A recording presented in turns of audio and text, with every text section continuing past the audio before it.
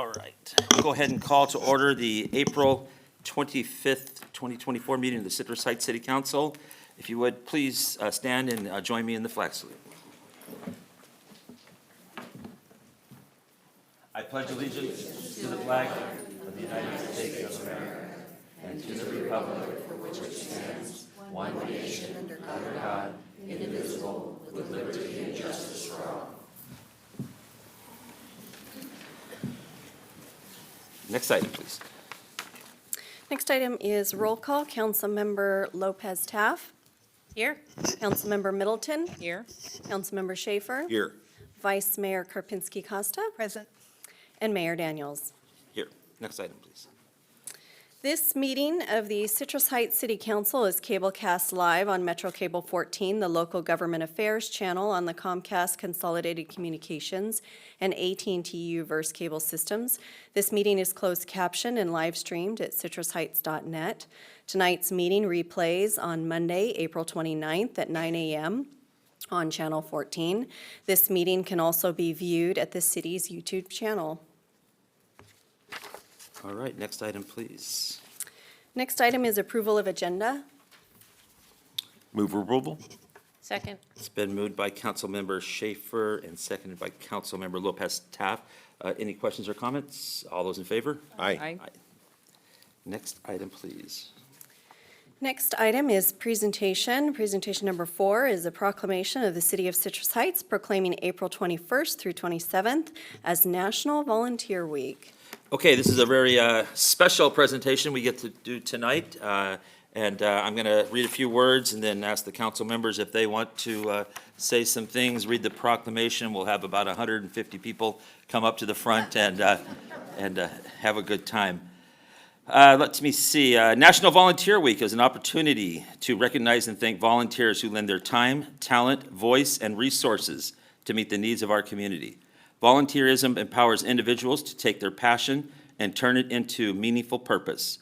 We would like to applaud all of our volunteers and extend our sincere and heartfelt gratitude to the variety of volunteers in our city, including City Hall, Community Center, and Police Department volunteers who have contributed thousands of hours of service to the city, all of our Reach and Neighborhood Association volunteers, and the Purple Pageant volunteers. At this time, would any of the members of the council like to say a few words regarding our volunteers? Go ahead. Anything? My whole career before I became a business owner was in volunteer management, and working with volunteers is my forte, and I just love engaging individuals with passion for a cause to do what they want to do for the organization and serve others. And, I have the distinct pleasure of being a member of several nonprofit organizations and civic groups here in the city, and I want to thank them for giving me opportunity to learn and grow as a volunteer, and those are the Citrus Heights Women's Club, Citrus Heights Seroptimists, Citrus Heights Chamber, and also my neighborhood area group, Chasen, and thank you for letting me enjoy my city as a volunteer. So thank you all for volunteering your time and talent. Thank you very much. Anything? Go ahead, Tim. I too do quite a lot of volunteering. I think I've got my fingers in just about every little pie out there. And I started out really with the city and volunteering to serve with my neighborhood. I would encourage anyone who's watching this to, our neighborhoods are in need of board members, some guidance from what the community needs. I certainly would encourage you to volunteer for your neighborhood. I enjoyed the experience very, very much, and I would just encourage anyone who's watching to reach out and find a way to volunteer. For those people that already in this room already know that secret, and thank you very much for all the hard work you do. Your experience and your contribution is vital to how the city operates, and I can't tell you from the bottom of my heart, thank you very much. I'd have to go and thank you all that are here and recognize your volunteerism, because it's you that make our city what it is. If somebody came from out of space and wanted to learn about our culture and they saw all this volunteerism, they would go, wow, this is a really cool place. And so the neighborhoods are just a really good source to use some of your volunteer energies. I know a lot of you from the PD, they couldn't function without you. The community center couldn't function without volunteers. So we are just so grateful to you, to all the neighborhoods that generate volunteers, and to remind people who are not currently volunteers but have all this energy to check out the Volunteer Hub on the city's website. Because if you have a talent, if you have just a little bit of time, you just don't want to get involved in every day, but you just give me 1 or 2 days, you want to get some energy out, take the kids out, volunteer as a family. And there's so many projects that are listed on the Volunteer Hub that you can sign up for. You get notifications when a new project comes forward that you might be interested in. There's so many topics, and I'm sure there's a spot for everybody, and that you'll all feel welcome. So I thank you all for your service. Yeah, echo what the other council members, oh, did you have something? Yes. I'm sorry, Portia. No, it's all right. You gotta, you know, Let me just throw my pen at you or something, please. yes. As the rest of my colleagues have said, you guys are what makes our city great. And I want you to take a look around the room, because without you and what you do, we would not be the city that we are. We would not be able to accomplish a lot of the things that we accomplish. And I've just watched over the years, participating in many different things, from Kiwanis, Rotary, all different kinds of service clubs and organizations in the city. And the best thing about it is the friendships that you make there and the community that you build. And as you can see, it translates into the people that you have sitting up here with you, and we do our best to give back right alongside you. So thank you again for all that you do. Thank you. Yeah, echoing again, what everybody said is so true. And then I'm going to touch just on 2 points, that it doesn't have to be a lot of time. It can be a day, 1 day a month, whatever you want it to be.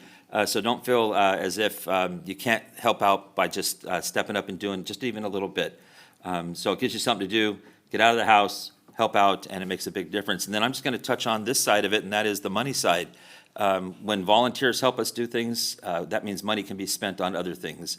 And so it opens up funds to be able to let the city do other wonderful things. And so you're making a big difference.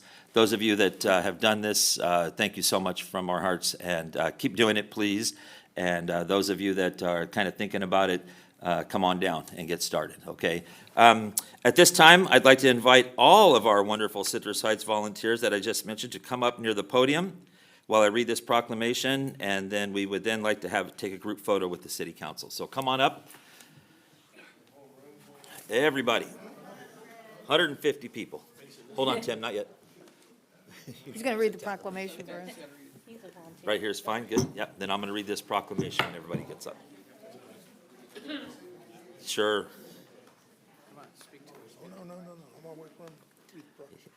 Michael's following the directions. I said podium.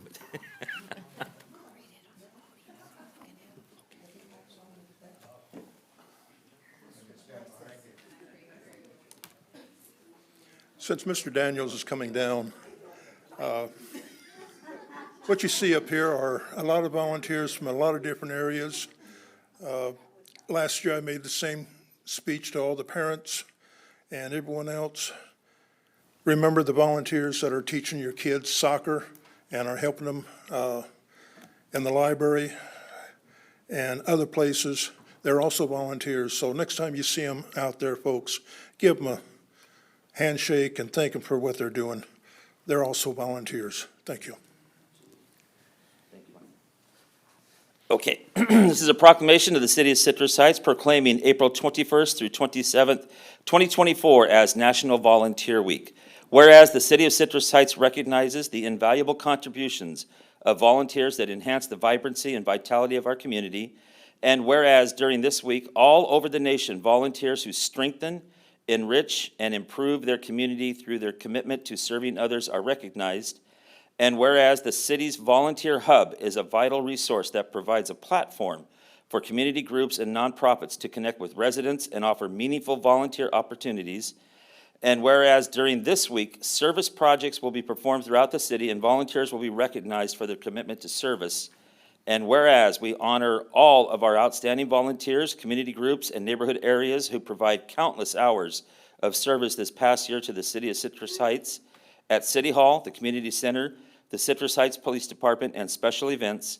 And whereas the service provided by volunteers is integral to the prosperity of the Citrus Heights community, now therefore be resolved that the City Council of the City of Citrus Heights does hereby proclaim April 21st through 27, 2024 as National Volunteer Week, as we celebrate and extend our sincere gratitude to all volunteers who serve. Thank you very much.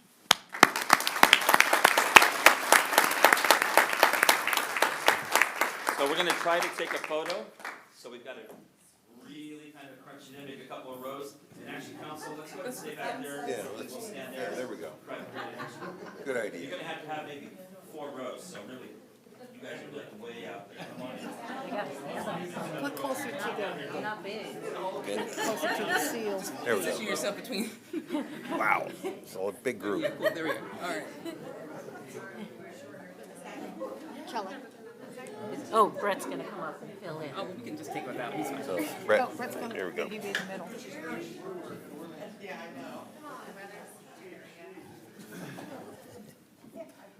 Okay, stay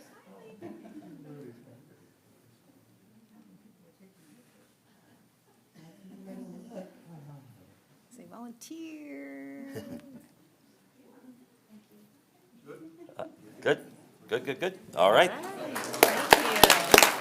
Thank you.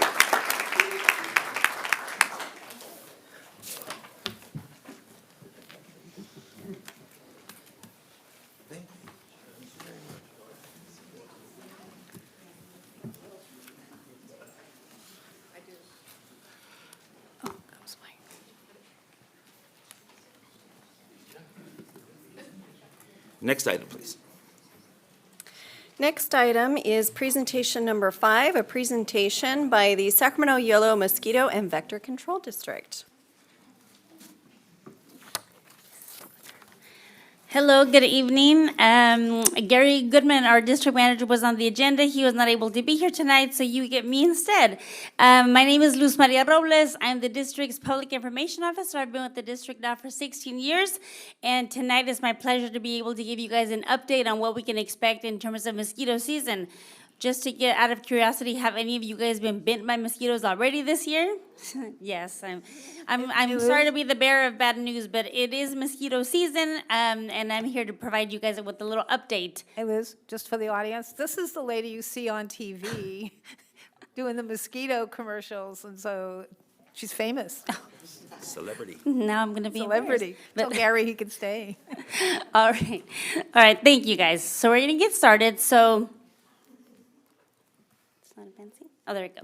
So we are the local mosquito vector control district that covers Sacramento and Yolo counties, and our mission is to make sure that we're protecting all residents against mosquitoes and mosquito-transmitted diseases.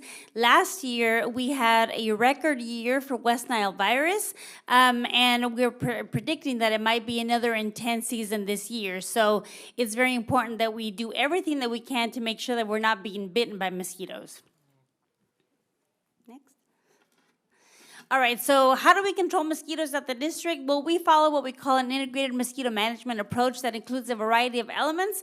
The first one is public information, which is what I represent. So my job is to make sure that I'm doing everything that I can to educate and inform residents on what they can do to protect themselves from mosquitoes. Now that we have all these wonderful volunteers, if there are any service groups, I would be more than happy to come out and do a presentation a little bit longer and give more specific information, but I'm also in charge of anything that has to do with our advertising. I do presentations to school groups, to neighborhood associations, and I'm also in charge of just essentially educating and informing the public. We also have an extensive surveillance program that is in charge of tracking and monitoring West Nile virus activity and how it is moving throughout both of our counties. They collect dead birds. They set out mosquito traps to collect the mosquitoes that could be positive positive for West Nile virus, so that's how we're able to see how and where West Nile virus is detected. Our biological control department, they're in charge of all of our mosquito fish. So for those that don't know, mosquito fish are a great resource. They help us control mosquitoes naturally, and mosquito fish are great for ponds, fountains, creeks, rice fields, anything that holds water is a good home for these fish. Our ecological management department, they work closely with different landowners. They have a variety of tools to make sure that mosquitoes are not breeding in different areas. And then our control operations, that's basically our boots on the ground, our team of technicians that go out and conduct the free home service inspection. So if somebody's having mosquitoes at home, they can go out and conduct all of a free home service inspection, give you recommendations on what you can do to prevent mosquitoes around your home. So with all of these elements, that's how our district is protecting the residents, by using each of these elements. So as you know, mosquitoes can come from different habitats. Mosquitoes not only breed in agricultural areas, rice fields, creeks, but they also grow in backyard sources, which are the areas that we're most concerned about, because we can't be in everybody's backyard. You know, we know where the creeks are, we know where the rice fields are, but we don't know if you have a dog dish that has, that has stagnant water. A couple of weeks ago, or last week, and I want to say, it was very rainy, and then all of a sudden it got to be like 80 degrees. So that combination of warm weather and stagnant water is what creates the ideal mosquito breeding conditions. It kind of gives mosquitoes a head start for the season, and it just kind of sets us up to be incredibly busy. So anything that can hold water for more than a few days, as one of those pictures that you see up there, can and will become a mosquito breeding source. So it needs to be dumped, and that's why we always tell people, very important that at least once a week, everybody do their part and drain sources of stagnant water. Next. All right, so I mentioned earlier that last year we had a record amount of rain in 23, which meant a lot of mosquito breeding sources, and we had lots of West Nile virus activity. So we saw a sharp increase in the amount of cases, not only in our area, but also throughout the state. So there's concern that this might be another long and intense mosquito season. Next. All right, so just to give you an idea, so West Nile virus activity in Citrus Heights, there was not much, luckily. So 8 mosquito samples that tested positive for the virus and 5 dead birds. However, there was lots of activity surrounding the city of Citrus Heights. But I want to point out the numbers for Sacramento and Yolo County. These are human cases of West Nile virus. So 53 human cases in Sacramento County, 39 in Yolo. You can see that is a sharp increase from the previous years. And there was cause for concern. There was also some fatalities. So West Nile virus is one of those diseases that's very debilitating. While 80% of people don't develop any symptoms, 20% of people do, and then 1 in 150 people develop the very severe form of the disease, which can actually lead to death. So, so far, we don't have any West Nile virus activity detected. That will start a little bit later. We usually start to see activity in May, and the activity peaks during the summer months. Next. So you can see that also in California last year, we had 428 human cases. There was 19 fatalities, and it was also a sharp increase if you consider it, or if you look at the numbers for 2022, is actually more than double. So 2023 was an intense year on many fronts, and the CDC estimates that for every case that is confirmed, there are 30 to 70 others that are unconfirmed. So, the numbers could potentially be a lot higher. Next. All right, so if West Nile virus wasn't enough, we also have invasive mosquitoes. So these are non-native mosquitoes. We have 2 species of these mosquitoes that have been in California since 2011, and we discovered them for the very first time in our area, actually here in Citrus Heights, for the first time in 2019, and thereafter they have been spreading to many, many different areas throughout our county. We have, our biggest infestation area in Sacramento County happens to be in another, not in Citrus Heights, but in other parts, Rosemont, Arden Arcade, Orangevale, but we know that these mosquitoes can be anywhere. Fortunately, that same year that we found him here in Citrus Heights, we performed extensive surveillance, and then we have not been able to detect these mosquitoes anymore. However, the risk is that with these mosquitoes, since they do transmit new diseases such as Zika, dengue, and chikungunya, that that if people travel, or every year we do see these cases, but they're all travel-related cases. However, last year, for the first time ever in California, there were 2 cases of locally acquired dengue in Southern California. So the risk is that if these mosquitoes are here, these are aggressive day-biting mosquitoes that can breed in very small sources, that we would have locally acquired cases of these new diseases. So again, very important that we do our part, that we be diligent and make sure that we're draining any sources of stagnant water around our home, because these mosquitoes, they can breed in as little as a teaspoon of water, which is incredible to think that that little amount can breed mosquitoes, but indeed they do. Next. So I think with that, I was told to keep it brief, so unless you guys have any questions, I'm happy to answer. I would encourage anyone who would like to have these folks come and to speak at their group. It's a very entertaining presentation.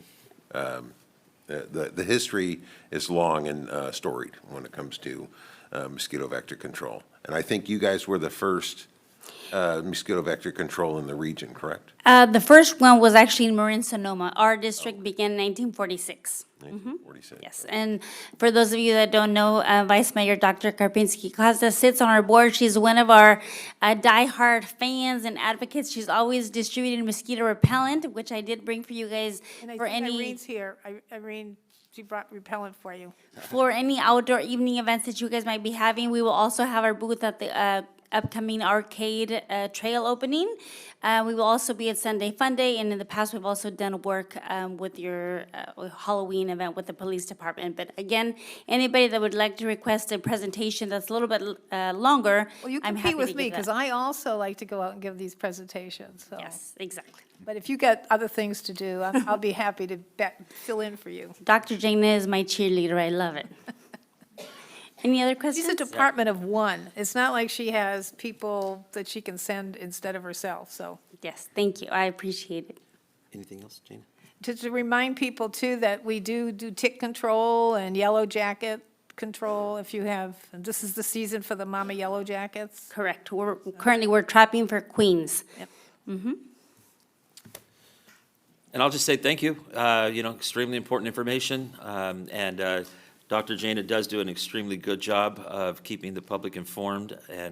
But we do appreciate you coming out and giving us the bigger picture too. And keep doing your good work. Thank you. Thank you. All right, good night. And Irene's in the back, so you can give her the repellent. All right, next item, please. Next item is public comment, and if members of the audience wish to address the council during the meeting, they can fill out a speaker identification sheet and give it to myself, the city clerk. Normally, speakers are limited to 5 minutes each. The mayor has the discretion to reduce the allotted time. We have a countdown display that will flash red at the end of the allotted time. Also consistent with the Brown Act, the council is prohibited from engaging in a discussion or taking action on any item not appearing on the agenda. And Mayor, you do have some speaker cards. Some of them are for a later item. I do have one public comment to read for this portion, as well as another one to read for item number 9. Okay, I'm going to start with the in-person, Mark Russell. Hope I said that last name right. Russell. Close enough, thank you. Okay. Thank you. Thank you all, and thank you, Mr. Mayor, for allowing me to address the council and you as well. I'm actually here to extend a personal invite. I have been working with Brianna Young and some of the members on your team in getting this information over to you, but she informed me today there's going to be a council meeting, and perhaps you'd like to come and invite the council and the mayor personally. So my name is Mark Roselle, as I said, and we have a brand-new imaging center, a state-of-the-art facility opening up here in Citrus Heights at the corner of Sunrise and Madison, specifically at 7803 Madison Avenue. We are having a ribbon-cutting ceremony on Saturday, June the 1st at 11 a.m. That ceremony is expected to be attended by some local press. We are having some national press as well, AP and PR Wire News, a couple of assemblymen. We are currently in talk with the governor's office to see if he's could possibly attend. Plenty of specialists and physicians in the area. And really what we'd like to do is invite you to attend as well, tour our facility. There'll be some light drinks and beverages and food and appetizers and that sort of thing. Friends, family, and we're really going to open up the facility. We do specifically MRIs, PET scans, CT scans, therodiagnostics, X-ray, and ultrasound. But what's exciting and what we've been proud to bring to Citrus Heights, and we do business with you now, we have a clinic on Greenback Lane, but we're now opening up this specific 15,000 square foot imaging center with state-of-the-art equipment. The kind of equipment that is typically reserved for research institutions and university settings. In fact, our equipment is in Irvine, at UC Irvine, UC San Diego, and we're now going to have it here in Citrus Heights. It will allow us to diagnose cancers earlier, treat them on the same day that they're diagnosed, have better image quality, higher resolution, higher definition. We can detect and see these cancers earlier than ever, and that is, we're very, very proud to bring that to the city of Citrus Heights. We're going to have that ribbon cutting ceremony at 11 a.m. on Saturday, June the 1st. I have sent by email this information, so it should come across your desks. But again, Brianna suggested that perhaps I'd come and make a personal invite, and I said absolutely. What's the address again? Where are you? 7803 Madison Avenue, and we're really right at the corner of Madison and Sunrise, next to the new Starbucks, and where that northwest corner has been revamped and revitalized with the Little Caesars, and the whole building got a facelift. We've been there actually 3 years. This project has been 3 years in the making. Purchased the building actually in 2021, but as you can imagine, there's quite a bit of regulatory red tape to go through and approvals. The city has been great. We've had a fantastic time working with your permit team, your project team. Incidentally, I did see some of the police officers here. One of the early things we did is we had the building and we were not using it yet, waiting for permits. And we had a little slight call out there. It ended up being nothing. But we met one of the police officers by the name of Jordan Rennick. And he, in turn, is a leader in the K-9 team. Asked if, by the way, do you own the building? And I said, I do. You're not a renter? No, we own the building. We're always looking for places to train the K-9 units, if we could do something like that with you. And we said, absolutely. It turned into then having the Sacramento County Sheriff, Grass Valley County Sheriff, Nevada County Sheriff, the SWAT team, U.S. Postal Service, and they've been able to use our building to hide various things in there and train the dogs, people, this sort of thing. But that kind of attention and police presence helped keep our building secure during, vacant buildings can be particularly susceptible to, vagrants and this sort of thing, but having so many police cars constantly in the parking lot and sheriffs and SWAT, it really kept our building safe while we developed this project. We're very, very excited about it. For the city of Citrus Heights and the surrounding community, particularly the seniors in the area, because we are a Medicare-approved site, and really the only one that I'm aware of that also at this level of equipment offers and accepts Medi-Cal patients as well. So some of the lower income folks can still receive those treatments. We have an FQHC, Federally Qualified Health Clinic application in, which will allow us to charge on a sliding scale, and some people can get $4,000 traditionally scans at $7 to $10. We're doing all of that. We'd love to have any of you in attendance. I did speak with perhaps having some of the city manager and their teams there as well. It's on Saturday. The information is and should be in your email boxes soon, but I just came personally to extend the invite as well. Thank you. I see that that's my time. Yeah, thank you. Welcome, and it's obviously going to be a privilege to have you here. Great. And if it's going to include appetizers and beverages, we'll see Yeah. you on Saturday, June. We love to see you on Saturday, June the 1st. Thank you all. Thank you. And then Amy had a few to read, I think, or something.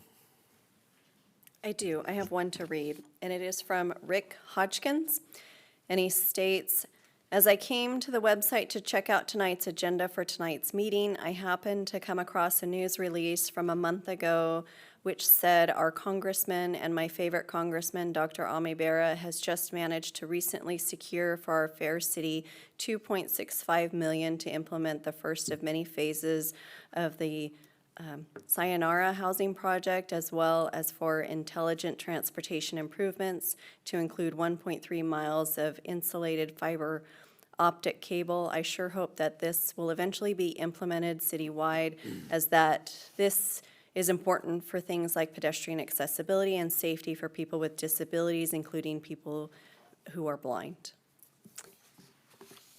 Okay, is that it on public comment? For this section, yes. Okay, all right, next item, please. Next item is comments by council members and regional board updates. Councilmember Middleton. Yes, so you're going to hear a little bit of repetitiveness from most of us. We went to Cap, and we all sat on different committees. My committee was what we consider to be the fun committee, but I promise you, I actually did work with the Civic Amenities team. This year's goal was talking about transforming underutilized spaces. And we went to places where they transformed parking lots, natural spaces, cemeteries, and other land uses. And they were really creative about how they did this. The one that really interested me the most was the Franklin Park area, which it was a community area which was kind of run down. It had a big homeless issue. They reopened it after 2021, after the COVID thing happened. And it was really great because now there's a place where kids can go and play. There's a park area. There's seating that's outside. People can have meetings. There's Wi-Fi access. And that partnership was actually with their local bid, their business improvement district, the national parks, and the DC government.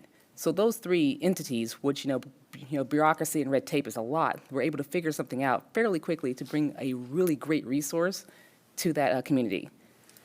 Came back to Sacramento, immediately touched down, went straight over to the Safe Credit Union because it was City Leaders Summit for Cal Cities, which I'm the president of the Sacramento Valley Division, which means I had to sit in on a lot of panels. I'm pretty sure Mary Jane's going to have a lot of stuff to talk about from those panels there, so I won't get into that. But also, we had a great reception for our Black elected officials who came from all across the state of California and to talk about the issues and the things they're seeing in their community and how we can become more engaged. Then Saturday, I went to the United Way Gala, which was United in Purpose. I got to see a lot of folks and listen to a lot of great stories about how Dolly Parton has, really helped transform a lot of families and bringing literacy into areas that are traditionally underserved. And listening to those stories and understanding the impact that United Way has is really, really important. Which leads me into California Housing Partnership Corporation Board meeting, which was yesterday. We talked about, let me find it really quick, the statewide Housing Advocacy Committee, which is called SHAC. We didn't really think that acronym out too well, but okay. So SHAC brings housing advocates from all across the state to develop transformative housing strategies to provide all Californians with a decent and affordable place to live.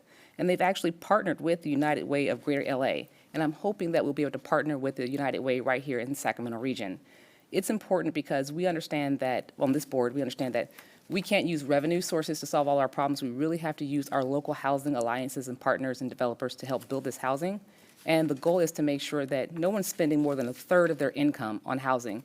And that's how we feel that the data shows that we can really make a dent in the housing crisis that we have going on right now. And that is it. Thank you so much. Councilmember Lopez Taft. All right, so yes, we were all at the Cap to Cap program, and the teams I was on were economic development and workforce and education. In economic development, I participated in a meeting at the federal department level for the CHIPS program, and that is where they are encouraging and funding microchip and Councilmember Schaefer will be the expert in this, but he missed the meeting that day, so I had to sit in, where they are approving the dollars to create microchip manufacturing across the nation. And that's very exciting for economic development because that becomes an economic engine in the region that's funded and hosts those particular businesses. We have applications that we're hoping to advocate for, and we are told very specifically by their legal team that they were not the deciding body. And so we got to hear a lot about the CHIPS program and that some answers to applications will be forthcoming. The other group that I participated in was a workforce and education team. Very exciting meeting in the area of career and technical education and what that looks like from the federal level. And we got into a meeting with a gentleman who was the head of the department at the federal level. And, you know, it's very rare that you talk to the head of the department at the federal level, but it's even rarer that he was so familiar with our school districts and our community here locally in the Sacramento region. And so that was very productive to hear his ideas and his feedback into the future of CTE programs and what we can do to encourage that. And that, of course, was an interest of mine in light of our conversations about education in Citrus Heights. I also came back, just like Councilmember Middleton mentioned, to our City Leaders Summit. And while I did attend very, very interesting panel discussions, the one that sticks out is the conversation about creative response to the homeless issue and housing or other types of programs in response to homelessness. And so while I parse that information out, I'll report back. The other interesting meeting I had was with Assemblyman Hoover, and talking about education again, because he is on the Education Committee, and his take on landlord-tenant laws. I know that's been in the news and the forefront of my mind as we look at how do we ease the housing crisis, but the lawful landlord, you know, how do you hang on to your property without accidentally having it seized through someone who claims squatters' rights? And so those were great conversations, and the Assemblyman is looking at forwarding several bills in that regard. So very, very productive meetings there. And today I attended my SAC Library Board meeting. The one thing of note is that they are in labor negotiations for benefits to their staff, and that will be ongoing for the next couple months. Thank you very much. Councilmember Schaefer. Thank you, Mayor. Thank you, Jane, for the intro into the CHIPS and Science Act. Yes, I am deeply involved in and excited about the CHIPS and Science Act. This is a measure that was passed by Congress in 2022. This is $280 billion. It's a very, very large sum. And we've been waiting with bated breath for the Department of Commerce and the National Science Foundation to release the notification of funding opportunity. And so it came December 1st and it closed on February 1st. And it was a very short time frame. As I talked to some of the manufacturers that I work with, hardly anybody knew that the opportunity for funding was open. And by the time they scrambled to try to get it, quite honestly, it's my understanding from one of the congressman's offices that only six contracts or 6 awards were made through that. Only about $60 billion were awarded, and none of it came to California. Intel got $8 billion. And Intel is technically a California company, but they actually are, it's going to Colorado and Oregon and all the different regions. So upside is, so we had a great meeting with the National Science Foundation. This fall, they are introducing another SLEP. That was Division A of the CHIPS Act. This is Division D, and Division D talks about funding opportunities for automation, for funding opportunities for what's called additive manufacturing. This is kind of like 3D printing for metal. So you can design parts and components that you could never make out of a constituent metal. Because it's made with this very specific kind of process. One of the companies that uses this, it's in their arms, it's part of the cooling system of a deep sea ROV, deep sea robot. These are built in Davis. These can go down to 20,000 feet, down deeper than the Titanic. They were used in the Gulf for capping the oil well when we had the big Event Horizon issue down there. So they actually have these parts that are 3D printed or not 3D printed, additive manufacturing. It's crazy expensive for those parts. Those parts are probably $30,000 one part. The part's this big. So really not a terribly cost-effective technology right now, but nonetheless, the more funding we can get towards that, the more we can develop, the better we can do about bringing down the costs and making this a really viable technology. So I'm very excited about that. And again, they did call it the Chips and Science Act, so there is, and what I'm talking about is, it's interesting, we don't have a lot of manufacturing here in Citrus Heights, but we do have a lot of people who work in manufacturing live in Citrus Heights. A lot. When we were recruiting for our apprenticeship program, we did outreach on Craigslist and all different kinds of ways. I wrote an article for our Sentinel. We had 13 candidates come out of, every single one of these candidates came right out of Citrus Heights. So we have a very good workforce here, and again, this impacts all of our average median income will be directly impacted by this kind of work. So I'm very excited about it. Anyway, you can see I did come back right back, got back late Wednesday night, Thursday morning. We had a SACOG meeting. It was a little bit controversial. We're talking about the blueprint, and the blueprint is projecting out to 2050. What can we do? What we can do to enhance transit? What can we do? So how can we? It's really difficult to bring transit to people. So the idea behind the blueprint is you want to move people to transit corridors.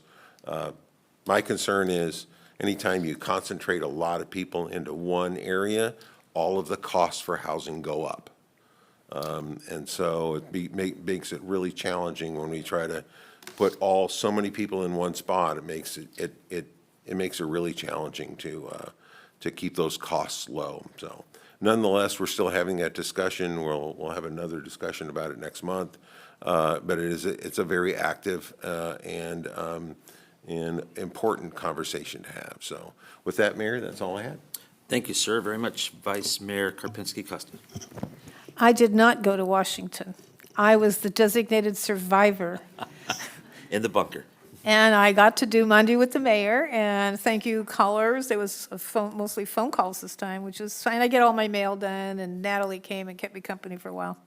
I did go to our mosquito meeting, and I don't need to report on that because we had our speaker. I had breakfast with Sue Frost, and I had coffee with Sherry, the CEO lady. So I've been networking while these guys were networking across country. Councilmember Schaefer, I was going to say Councilmember Tim. Councilmember Schaefer and I and the mayor and the city manager attended a veterans volunteer appreciation. This is Volunteer Week, so the people who volunteer at the Veterans Community Center were recognized, and so we did go to that lunch. I went to my neighborhood meeting. Our speaker was Sergeant Kassan, the head of the traffic unit, and I had some notes on traffic, and I will bring them next time because I forgot them. And I think that's, yeah, when you guys go away, I didn't have much to do, so. And there was no sewer meeting yesterday, so that was that. All right, thank you very much. Thank you, Vice Mayor Karpinski-Costa, for filling in on Mondays in the Mayor. It was nice. I Mayor, enjoyed that. and appreciate that greatly. And it was nice of you to instigate that Yeah. system. It's a nice system. Thank you. I just give you an update on that. I feel that's going very well. One of the things that has been enlightening during that meeting is homeless people are coming by, and we're having some chats, and we're talking about some things, and that's a good thing, because I think it's giving them an opportunity to let their guard down a little bit, is how I'll put it, and tell me some things about what's going on and how things might improve in that direction. So hopefully we can kind of grow that a little bit. Attended my neighborhood Area 3 meeting recently. Very good group, good little crowd, and hopefully that association, as I like to call it still, will continue to grow. I did have an air board meeting this morning. Main thing out of that is the budget. We saw the first rendition of the budget to come up, and I can't even tell you what the amount is. It's either 60 million, 100 million. It's just, the money comes in from so many different directions that, and then it's not certain, and it's certain, and it's, so it's somewhere between 60 and 100 million dollars, but lots of money being spent to keep your air clean. And then on cap to cap, I just want to, in case, I'm sure there's people out there wondering like, what is cap to cap? And that's capital to capital from Sacramento to Washington DC. And for the last 52 years, a group has gotten together and done that program. And this year, it's over 400 of us went back. Over 100 were elected officials. And what we do is we meet with the people who make decisions on where our tax dollars go to. And so we're back there lobbying, hopefully, to get things. I sat on the public safety team, met with the cops people from the Department of Justice, also met with Congresswoman Matsui, Congressman Barra, and representatives from Congressman LaMalfa's office. And we talked about things, again, involving public safety that included technology, grants, mental health, and drones. And I want to point this part out, that mental health in law enforcement and fire, public safety for this team is law enforcement and fire. But public safety, mental health issues are becoming more and more recognized as important, and what those people have to go through during their careers, and how that can affect things throughout their careers and their lives after that. So more and more it's being recognized, more funds are coming in that direction, and that's a good thing. And hopefully that's something that we can take advantage of more in Citrus Heights. I think we do some good stuff with that now, and we can only just do even better. And so hopefully we'll be able to follow that up and do some good things. And with that, I think I'll just stop there. Next item, please. The next item is consent calendar items 6, 7, and 8. Would any council members like any items pulled from the consent calendar? Pull item 7 for a separate vote. Item 7, okay, any others? Hearing none, I'll take a motion on items 6 and 8. Move approval? Second? It's been moved by Councilmember Schaefer, seconded by Councilmember Middleton for items 6 and 8. Any questions or comments on the motion? If none, all those in favor? Aye. Aye, all opposed? That passes. Item 7, are you looking for just a separate vote? Yeah. Can you go ahead and call out that item, please, Amy? Sure. Item 7 is the second reading of an ordinance amending the municipal code regarding city council compensation. Okay, any motions on that? Move approval? Second. It's been moved by Councilmember Schaefer and seconded by Councilmember Lopez Taft. Any questions or comments on the motion? I'll make a comment. It's about time. It's been 38 years since council members have had a pay raise, so I think it's about time. And with that, roll call vote, please. Oh, yeah, go ahead, Tim. Make a comment real quick. And also, this does not affect any of us that's currently sitting on the council. You have to be reelected in order to receive any additional pay. Okay. So, Roll call vote. Councilmember Lopez Taft, Yes. Councilmember Middleton, Yes. Councilmember Schaefer, yes. Vice Mayor Karpinski Costa. No, and I'll make my comment. We didn't have to go all the way to 19, so we never discussed going less. So I might have approved over 600, but not quite all the way to the tippity top with 5% every year after that. I just don't think that we counted the other 600 that we get. So I'm a no. And Mayor Daniels. Aye. Yes. Next item, please. Next item is regular calendar, item number 9. The subject is Neighborhood Improvement Partnership Fund applications. The recommendation, there's 3 resolutions for council consideration. A resolution to approve Neighborhood Improvement Partnership funding for Chant Area 3. A resolution to approve Neighborhood Improvement Partnership funding for John Kane in Area 4. And approve a resolution approving Neighborhood Improvement Partnership funding for Sunrise Ranch Area 6.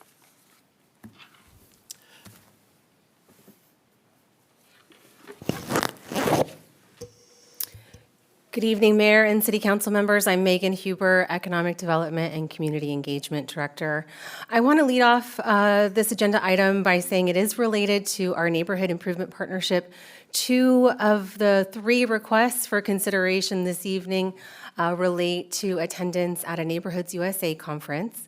That was an agenda item this past council meeting, and council gave direction to staff to come back with a policy. We heard you, and all comments were noted. That will be coming back to you before the end of the fiscal year. This item before you, the requests had already been received and were in processing for review, which is why they're before you this evening. So the city's Neighborhood Improvement Partnership Grant encourages residents to shape their neighborhoods by beautifying public spaces, enhancing aesthetics, increasing engagement and community connection, among other things within the grant guidelines. And the city received 2 applications for the NIP fund to attend Neighborhood USA Conference in Lubbock, Texas in May of this year.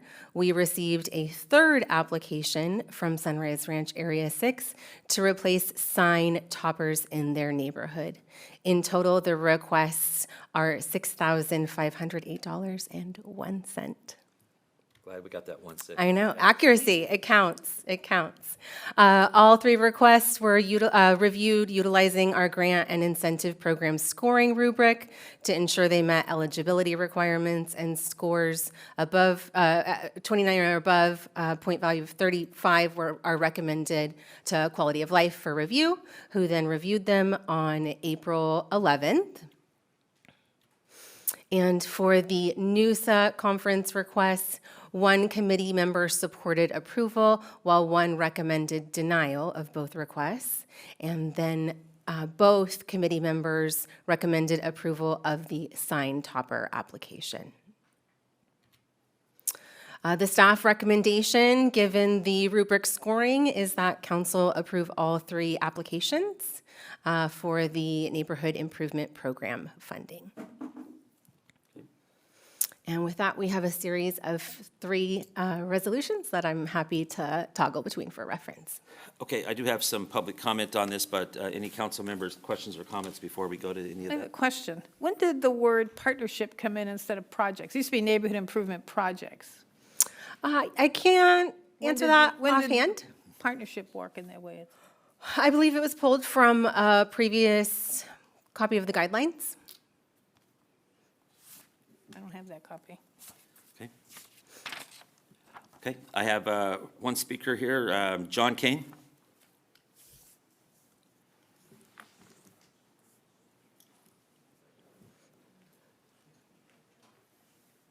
Good evening, Mayor and honorable council members. I was a little shaking in my seat when I saw my name on the public agenda, but it was suggested I come here tonight. I wish, we've been living in the city, owned a home for 17 years. I wish that I had been involved in our community all 17 years because I realize the importance of it. I went to I was a secretary of Area 9 back in the day for 2 years, but I didn't live in Area 9, and I didn't understand the importance and the role that neighborhood associations and active community members can have in bettering our city. So I'm very thankful for the opportunity to try to get Area 4 started back up. It was recommended to me 3 months ago to attend this conference. I talked to a couple people. I'm very thankful to Mrs. Uber and Courtney Riddle for their help in filling out the application. I had no idea what I was doing. I did it late, so I'm very thankful for that. I also wanted to thank the city. I drove by the library. I drive by the library probably more than you. Well, no, less than you. But it is wonderful to see how it looks now. My kids, we took our kids there 3-4 times a week when they were growing up. And to see parents now go to the library and get in their car and not go in 6 months ago and a year ago, and to see what the city, I don't know who is totally behind it, but I know we've cooperated with the county. I'm very thankful for the city staff and what they did at the library, and for this opportunity to go to this conference. I think it'll be valuable and it'll be helpful to our city. Thank you. Wanted to ask you, John, can you come back up? So you're Area 4? Yes, Is I area- hope to be Area 4. I live in Area 4, yes. So can you explain what's going on with Area 4? Are you currently meeting at all? So what we've done is we have 2 officers now that are in place to become officers. I've recruited other people. They haven't gotten back to me because you have to have 3 board members. So we meet with Area 3, and we decided with Kelsey Nelson to cooperate with Area 3 on various things and have our meeting at the same time to minimize what the city has to do as far as coming out more and getting speakers and everything else were combined. So that's what we're doing. We're going door to door. We have a flyer set up. We're talking to our neighbors, and the funny thing is, I don't know what everybody else's experience is, but it's very interesting to me when I talk to a neighbor that I've known like for over 15 years and new neighbors, and you talk about getting involved in the city and what's happening. The glazed eye look, it's so interesting to me because now looking back, I wish that I had been involved all these years, supporting our police, supporting our staff, supporting you folks, voting. I mean, I've always voted. So to answer your question, we're meeting with Area 3. We're working on our project on the sound walls. We're hoping to paint them or do something. She knows exactly what we're going to do. And that's what we're doing. So it's fair to say you're resurrecting Area 4, Yes, sir. and it's been dormant for quite some time, I believe. Yes, sir. And you're just kind of learning the process. Learning the process and recruiting. Okay. I have a Any question. questions? I have a question too. Have you looked at the sessions being offered at Noosa? If I go in May, Yes. Did you look at the program? I've looked at the online and what the schedule is and when I'm supposed to get there. And what sessions do you think would help you with your Area 4 neighborhood? Off the top of my head, I can't remember.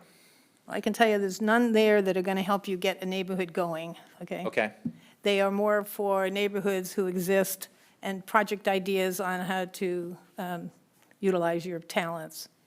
my particular talents or the neighborhood's talents? Remember we did our asset building? yep. And it's kind of like that kind of stuff. I don't, the people that have helped me. I think you might be misinformed as to think that this conference is going to help you get your neighborhood organized. No, that's not the reason to go. I've already gotten all the help I need to resurrect the neighborhood association from other. Why did you wait so long to apply? Because now the registration is costs more. Because I didn't know. I didn't know anything about it, because I was just going to the Area 3 meetings. But yeah, the goal to go is to simply be more effective in my community. Dr. Costa. Councilmember Schaefer. Thank you, Mayor. And I went to Noosa, that's Neighborhoods USA, back in, I accompanied Dr. Jana to Eugene, Oregon. I think that it is a great reflection of what a neighborhood can be. You have opportunities to go and tour neighborhoods. In that particular, you're going to Lubbock, Texas. Right. You'll get to kind of go and see what their neighborhoods look like, see what kind of participation they have. So it's an example. And Area 4 used to be pretty active. They would have 20 or 25 people at their meetings. Yeah, we went, when we first moved here, we went at the old city hall. And I completely hear what you're saying. You know, I'm out doing yard work and somebody walks by and I'm like, hey, did you know there's a neighborhood association? I'm just trying to walk my dog. Don't talk to me. So I get that. I think it's an eye-opening experience. It really is, to see what other neighborhoods do, how they're capable of it. And I've had the conversations with folks on how do you get people involved while I'm there. While there may not be a workshop on that particular issue, that is a topic of sort of an impromptu discussion you can have with Yeah. folks to say, hey, what's the motivation? How do we sort of break this barrier of people? And you got to find out what motivates people to get, what do they care about? What do people in your neighborhood care about? So I would say that the people locally that are already involved in neighborhood associations have given me some fantastic tips. I would defer to the council. It was recommended, Dr. Jana, Vice Mayor, that I go. That's why I applied. I didn't even know I needed to apply. So if it's not going to help us motivate and I want to defer And to the the other problem council. is it comes out of the funding that neighborhoods use for their Yeah, projects. and I so- defer to the council. I just was and suggested it I apply, depletes and I that did. fund, and the fund, it's still April. It's lots of projects still could be proposed and now cannot. Yeah. So anyway, I do Councilmember defer, Lopez-Taft. so that's, I do defer to the council's wisdom on this and vote. Now you're waving for her. Yes. I tapped my finger to be to be fair. Councilmember Middleton.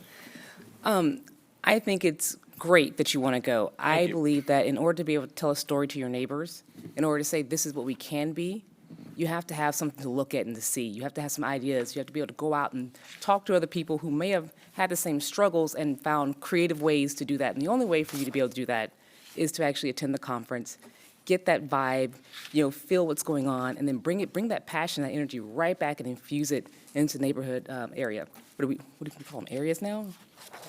Areas. There we go. Yeah, the neighborhood area 4. Arcade Creek. Yeah, Arcade Creek. Let's do it. Roll up the I creek. understand the reasoning, and I understand why it was recommended for you to go. Right. Because I've talked to Natalie and other folks who have gone, and the ideas that they've brought back have actually helped to magnify what's going on and actually help to have spark other neighborhood associations that were kind of dragging to become re-engaged. Like we have the movie nights that are coming up and all these other great things that come out of this. So good on you. Thank you. Thank you, sir. Am I dismissed? You are dismissed. Written comments? I have one written comment for this item. It is from Rick Hodgkins, and he states, "After reading the item number and analysis on the agenda, it is just my understanding, if I'm not mistaken, that one of the areas chosen for improvement is Area 6, Sunrise Ranch. After doing some additional research, I found out that this is my neighborhood.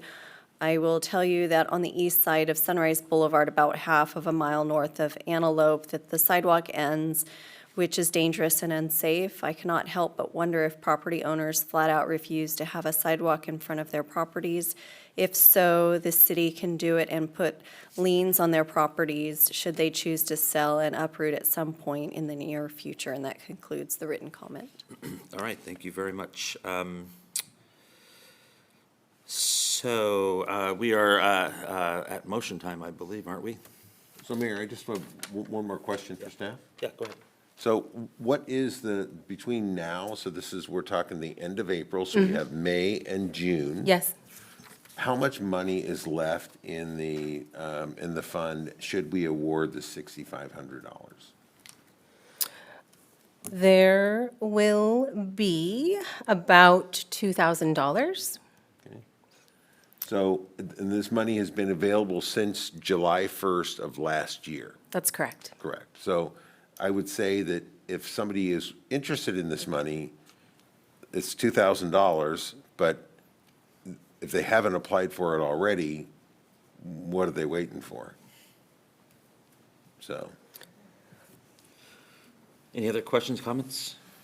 I can answer the question that council member, okay, so Area 10 has a project pending, but we waited for the new park director because it involves the park director. And then it involved some vandalism at the park that needs to be repaired before we can do our project. It involves an Eagle Scout project, which we're waiting for the high school, finish the semester to get started. So we would have needed more than the money left in the pot. Dr. Karpinski-Costa, if I can offer, this fiscal year, 23-24, is unique for us, in my experience, administering these funds so far, in so much as our community support program had an undersubscription, which leaves us about a 30. This is where that should have come from. And then the NIP money should be for the neighborhood improvement projects. It's coming out of the wrong pot. Well, my offering is that there are additional funds available outside of the that offering. $2,000 We'll take the balance. We'll take the offering. Don't you go spend that now. Well, it doesn't sound like this might not happen before the end of the fiscal year, so maybe It after will. July 1st, you have a whole new pot to work with. No, well, that will be the bench that we had to forego for this year because there's definitely not enough for a bench. So, but we need some braille signs and that takes some money. Would love to assist with an application. Okay. Okay, right. any other comments, questions? If not, we'll entertain a motion. Move approval. Let's go ahead and break these up into three. Okay. Councilmember Move Schaefer. approval on the first item. Okay. Second. Okay, it's been moved by Councilmember Schaefer and seconded by Councilmember Lopez Taff as to adoption of letter A resolution. Any questions or comments to that? This is the gal who went last year, This is area 3. the gal who went last year. Okay? Okay. I don't see a gal, but I see, Well, Area. you didn't read her application then? well, I'm just reading the motion. Okay, any questions or comments regarding the motion? Okay, roll call vote, please. Councilmember Lopez Taff. Yes. Councilmember Middleton. Yes. Councilmember Schaefer. Yes. Vice Mayor Karpinski Costa. No. Mayor Daniels. Yes. Any other motions? I'll make the motion, adopt resolution 2024, a resolution of City Council of the City of Citrus Heights, California, approving neighborhood improvement partnership funding for John Kane Arcade Creek Area 4. Second. It's been moved by Councilmember Schaefer, seconded by Councilmember Lopez Taff. Any questions or comments to the motion? Hearing none, roll call vote, please. Councilmember Lopez Taff. Yes. Councilmember Middleton. Yes. Councilmember Schaefer. Yes. Vice Mayor Karpinski Costa. I'm swayed to yes. Mayor Daniels. I'm swayed to yes, too. I waved to thank you. Yes. Okay. Another motion. I move adopt resolution 2024, a resolution of City Council of the City of Citrus Heights, California, approving neighborhood improvement partnership funding for Sunrise Ranch Area 6. Second. It's been moved by Councilmember Schaefer, seconded by Councilmember Lopez Taff. Any questions or comments regarding the motion? Hearing none, roll call vote, please. Councilmember Lopez Taff. Yes. Councilmember Middleton. Yes. Councilmember Schaefer. Yes. Vice Mayor Karpinski Costa. This is what NIP money is for, yes. And Mayor Daniels. Yes. Next item, please. Next item, the subject is a resolution approving community projects grant awards. There are 3 resolutions for council consideration. The first is a resolution to award community projects grant funds for fiscal year 23-24. A resolution to award community support funds for fiscal year 23-24, and a resolution to award history and arts funds for fiscal year 23-24. Good evening again, Council. I have one more bundle of exciting community projects and initiatives for consideration. Our Community Projects Grant Program was first launched to the public in March of last year. We received 12 applications. We approved 5, totaling a little over $27,000 in funding, and replenished that grant funding to again equal $50,000 for round 2 of Community Projects grants. These are the round 1 award recipients. The second round of funding availability for the Community Projects Grant opened at the end of February and closed at the end of March. We received 12 applications. Applications were reviewed utilizing the Grant and Incentive Program scoring rubric, which you can see on the left-hand side of the screen, to ensure that applications met the program's eligibility requirements and demonstrated the ability to create community connection and engagement, the primary goal of the program. On April 11th, the City Council Quality of Life Committee met to review staff recommendations for this bundle of applications, and that recommendation is included in the staff report and attachments of this agenda item. Applicants with scores above 23 were recommended to Quality of Life Committee for award. And as a result, the committee recommended awarding $67,000 to 10 community groups. I want to take a moment to provide some budget background information. I'm sure council's doing the math right now that our recommendation is $67,000 for a $50,000 program. And that is because a couple of projects matched multiple grant programs that we offer. So we're doing some creative combinations to be able to make as much happen as possible. The recommendation for a couple of applications come out of what I previously referenced as the floating balance of our community support fund. That's the highlighted $30,000 that you see. Additionally, we still have the full amount allocation of our history and arts grant of $20,000. So this is a summary of projects that are recommended to council for approval. There is a great wide swath from arts projects, nonprofit projects, youth projects, all bringing our community together in different and exciting ways. The recommended award amount on screen totals $50,000. That will ensure full subscription of the community project grant. If you'll note, there's an asterisk next to the $1,000 at the top for a mural project. We're recommending the remainder be funded using the History and Arts grant, which you can see here on the second screen. That would be a $2,000 balance. Additionally, we received 2 applications that are a good match for that community support floating balance totaling $17,000. Detailed descriptions of projects were included in the staff report. I'm happy to answer any questions as well. And we have a bundle of recommendations, one covering each of the 3 funding sources recommended. Okay, thank you very much. I do have some public comment. Any questions or comments for staff before we go to public comment? I might have questions if somebody's here from, my question on the thrift store, is it a store or is it storage? Do you know? Storage, or is it a store that's going in? At the mall? No, at the Veterans Center. That- I heard storage and this says store. I'm just checking for any attendees, and I'm happy to answer that question with the information that I have. There is an approved building permit for storage. It's our understanding that it would be used to store those items, which would be deployed on an event basis. Okay, but it's not an open store that people go to on a daily basis. Not to our understanding, and we would also ensure that any grant award amount is honoring any stipulations on an approved entitlement. Storage is good, all right. That was my question. Okay, I'm going to go ahead and call up April Jasek.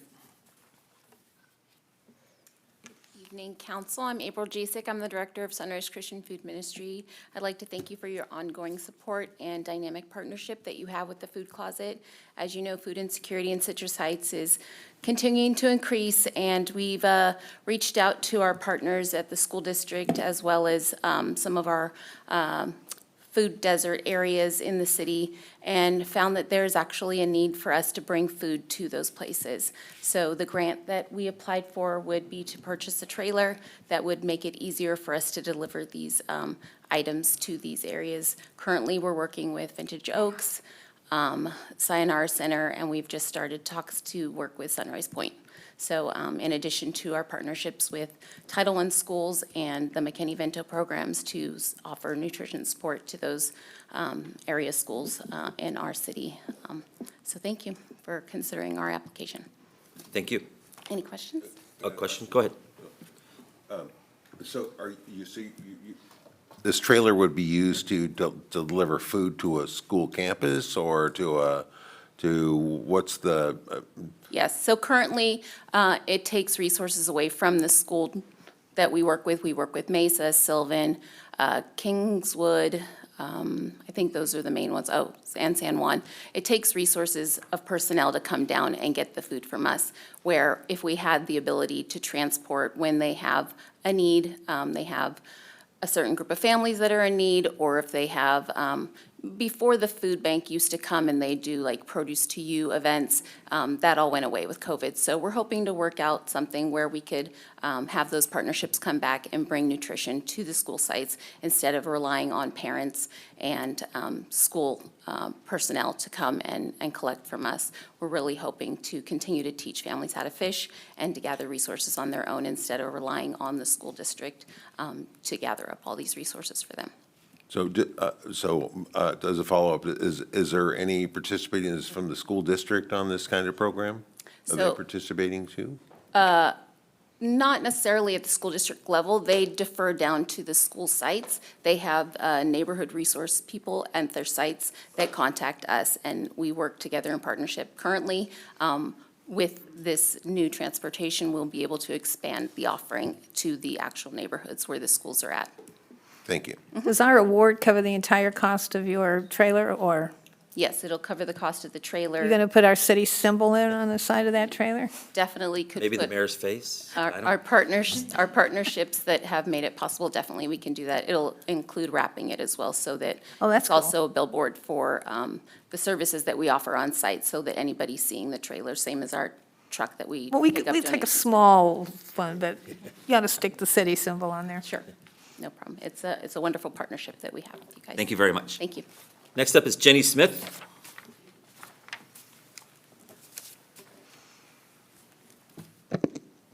Good evening. I'm Jenny Smith with Junior Achievement of Sacramento, where we inspire and prepare young people to succeed.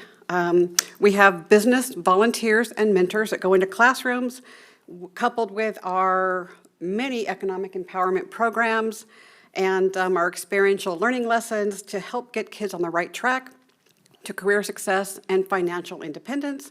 And as we know, financial independence is a little bit harder now for kids, because how many of us are still paying for our kids' cell phone bills, or helping them pay with their car insurance, or helping them buy their first car? So that's what we're here for. We want to get kids on the right foot before they graduate. I'm here on behalf of Susan Nelson, our president, because right now, currently, as we speak, we have one of our biggest events going on at your wonderful community center that has all the tech that we need for our JA Stock Market Challenge. And that's where she is right now, so she apologizes for not being able to be here. So JA Take Stock in Your Future. This morning, we had a challenge.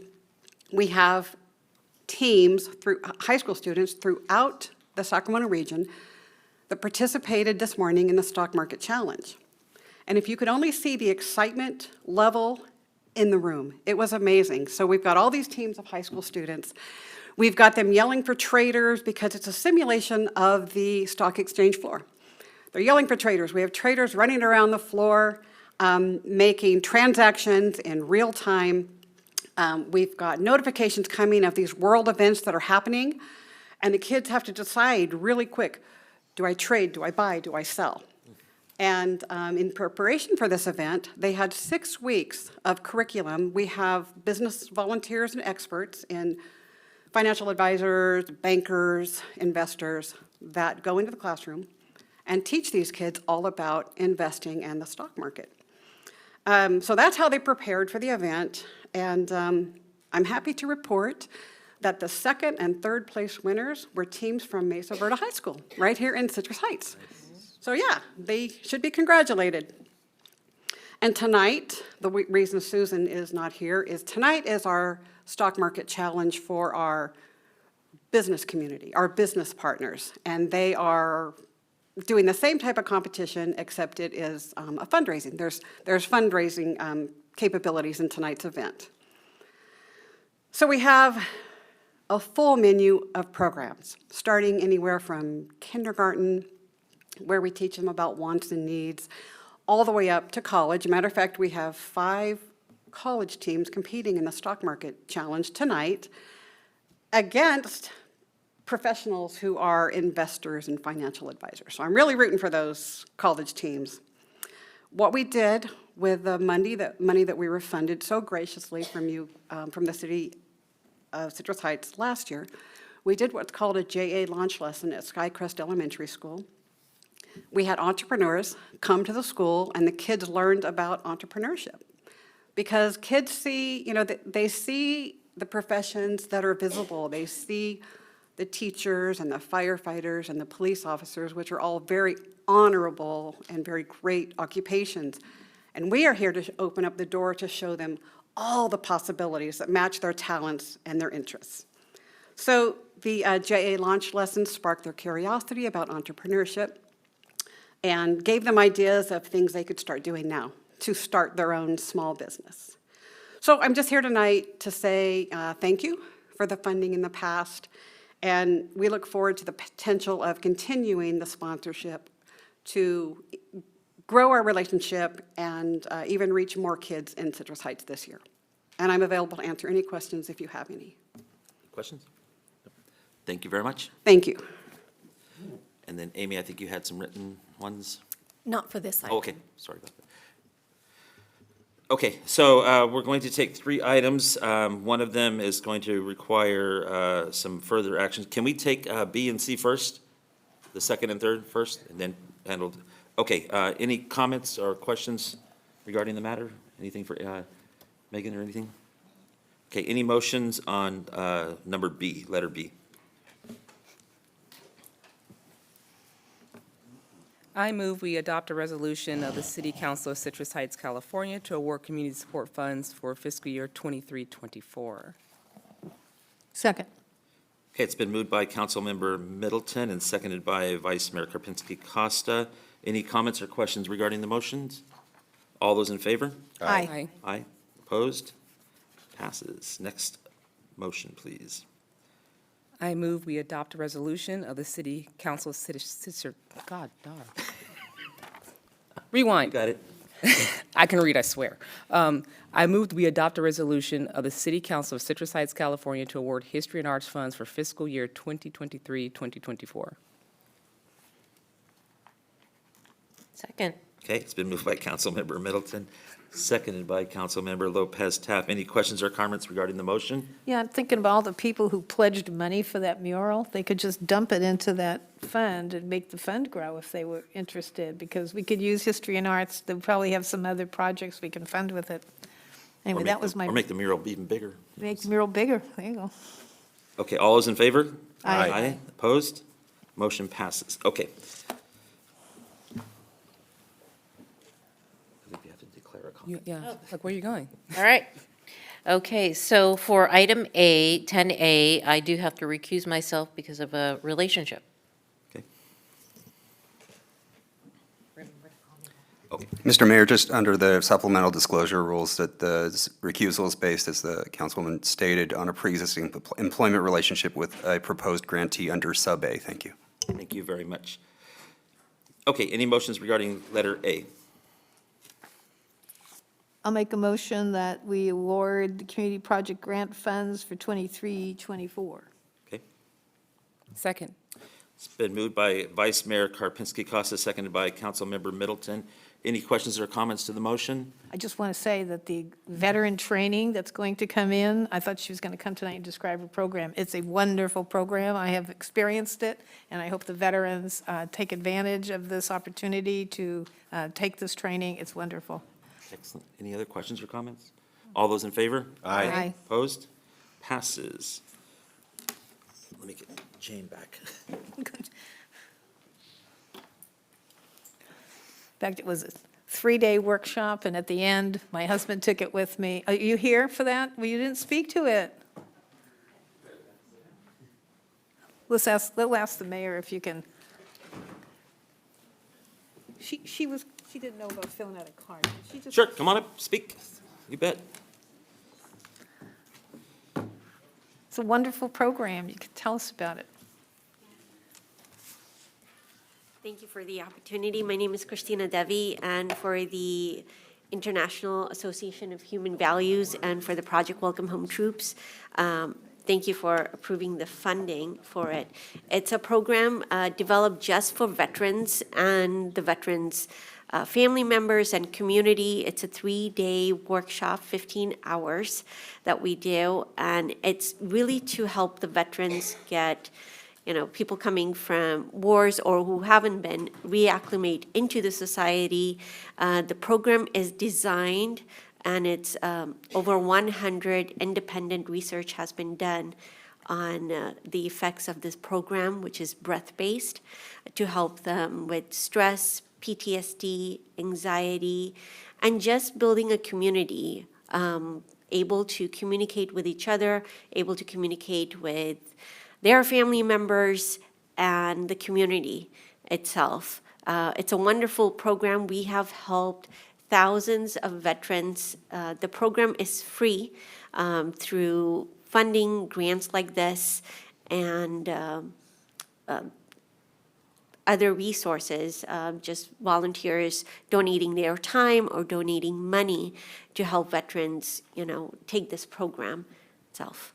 So we're looking forward to it. I know that there's thousands of veterans that reside in this community itself. We'll provide this program free of cost to them. There will be introduction sessions, so that way everyone's aware of this program. And then we'll conduct 3 different programs within the next 12 months to completion, which will allow 75 veterans to take the Sky Resilience Program.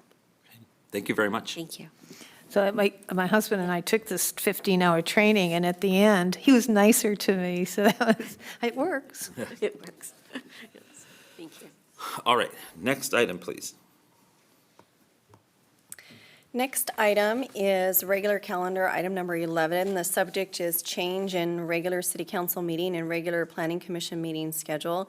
The recommendation is to adopt a resolution changing the day of the week for regular meetings of the city council and regular meetings of the planning commission. And good evening, Mayor and City Council Member Amy Van, City Clerk. Upon review of their current city council meeting schedule, staff has found that there are regional board meetings that council participates in, conferences, summer park activities, community group events that generally take place on Thursdays.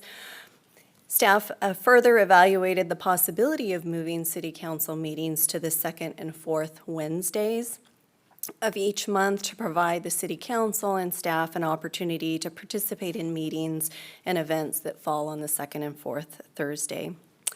As a part of this research, staff spoke with the Sacramento Metropolitan Cable Commission, which broadcasts our meetings live on Metro Cable 14, and they confirmed that if the council moved to the second and fourth Wednesday, they would continue to be able to broadcast our meetings live.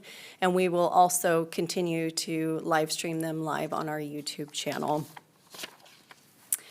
In addition to this, if the council meetings were to move to the second and fourth Wednesdays, it would conflict with planning commission meetings that are currently held on the second and fourth Wednesdays. So staff is proposing that the planning commission meetings be moved to the second and fourth Tuesday, which is the same week of the council, just the day before the city council meeting.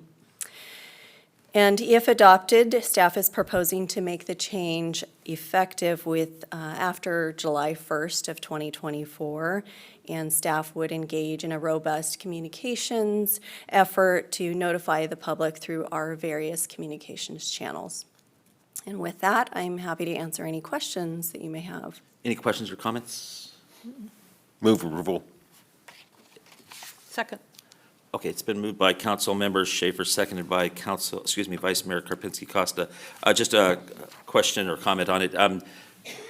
Obviously, we did, but I just want to make sure that we interacted with all the planning commissioners, and they are all able to move their meetings to Tuesdays without having to resign or anything like that.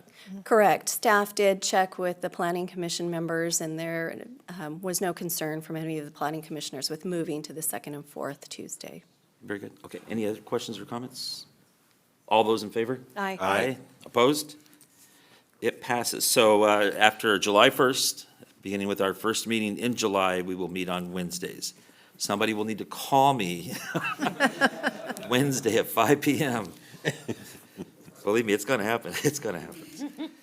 Okay, next item, please.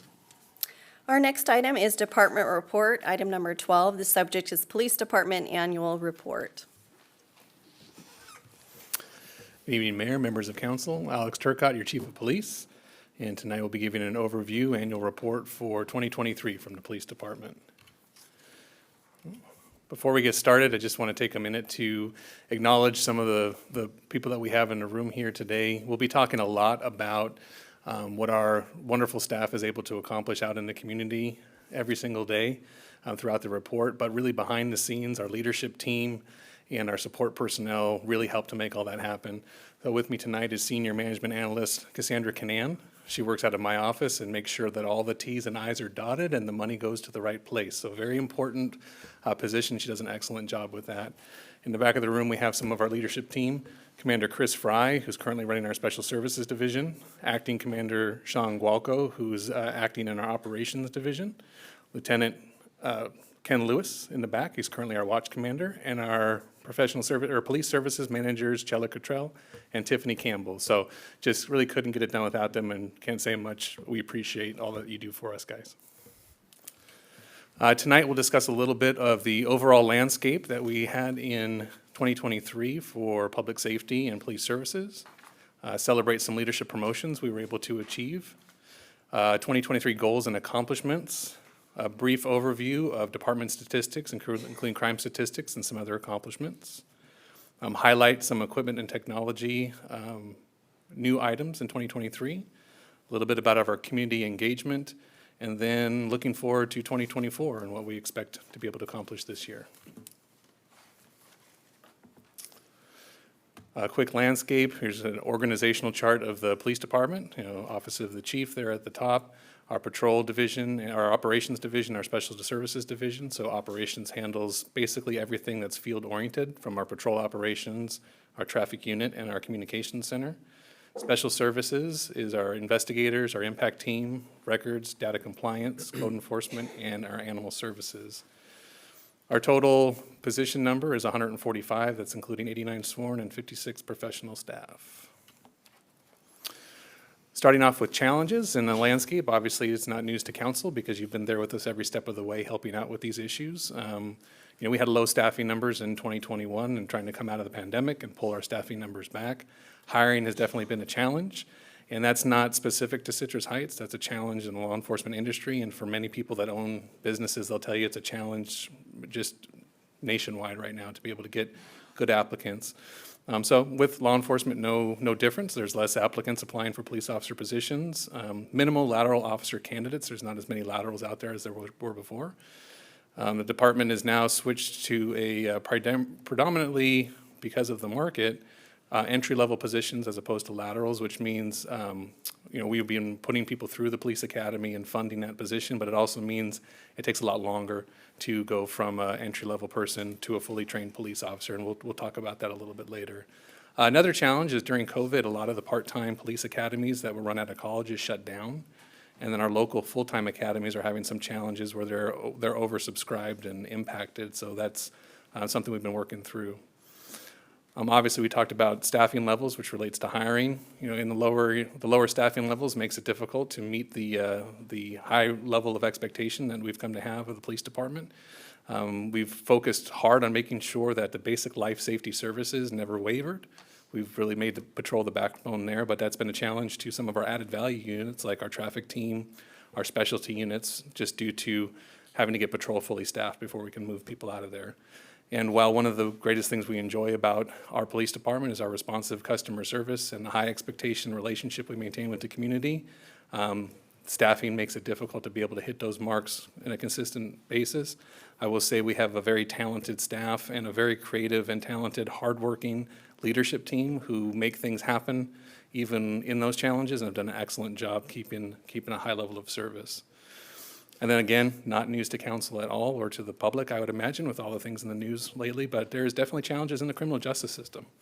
Over the last decade or so, there has been significant movement legislatively to decrease penalties for criminal offenses, all from well-intended areas, but really we're seeing the outcomes of some of those penalties now. That coupled with overburdened local criminal justice system where our jail is impacted and overcrowded, and our DA's office is definitely overburdened with a caseload. It's challenging to get folks who are committing crimes held accountable and then kept for any length of time. And so we've been creative in trying to find different accountability measures with that as well.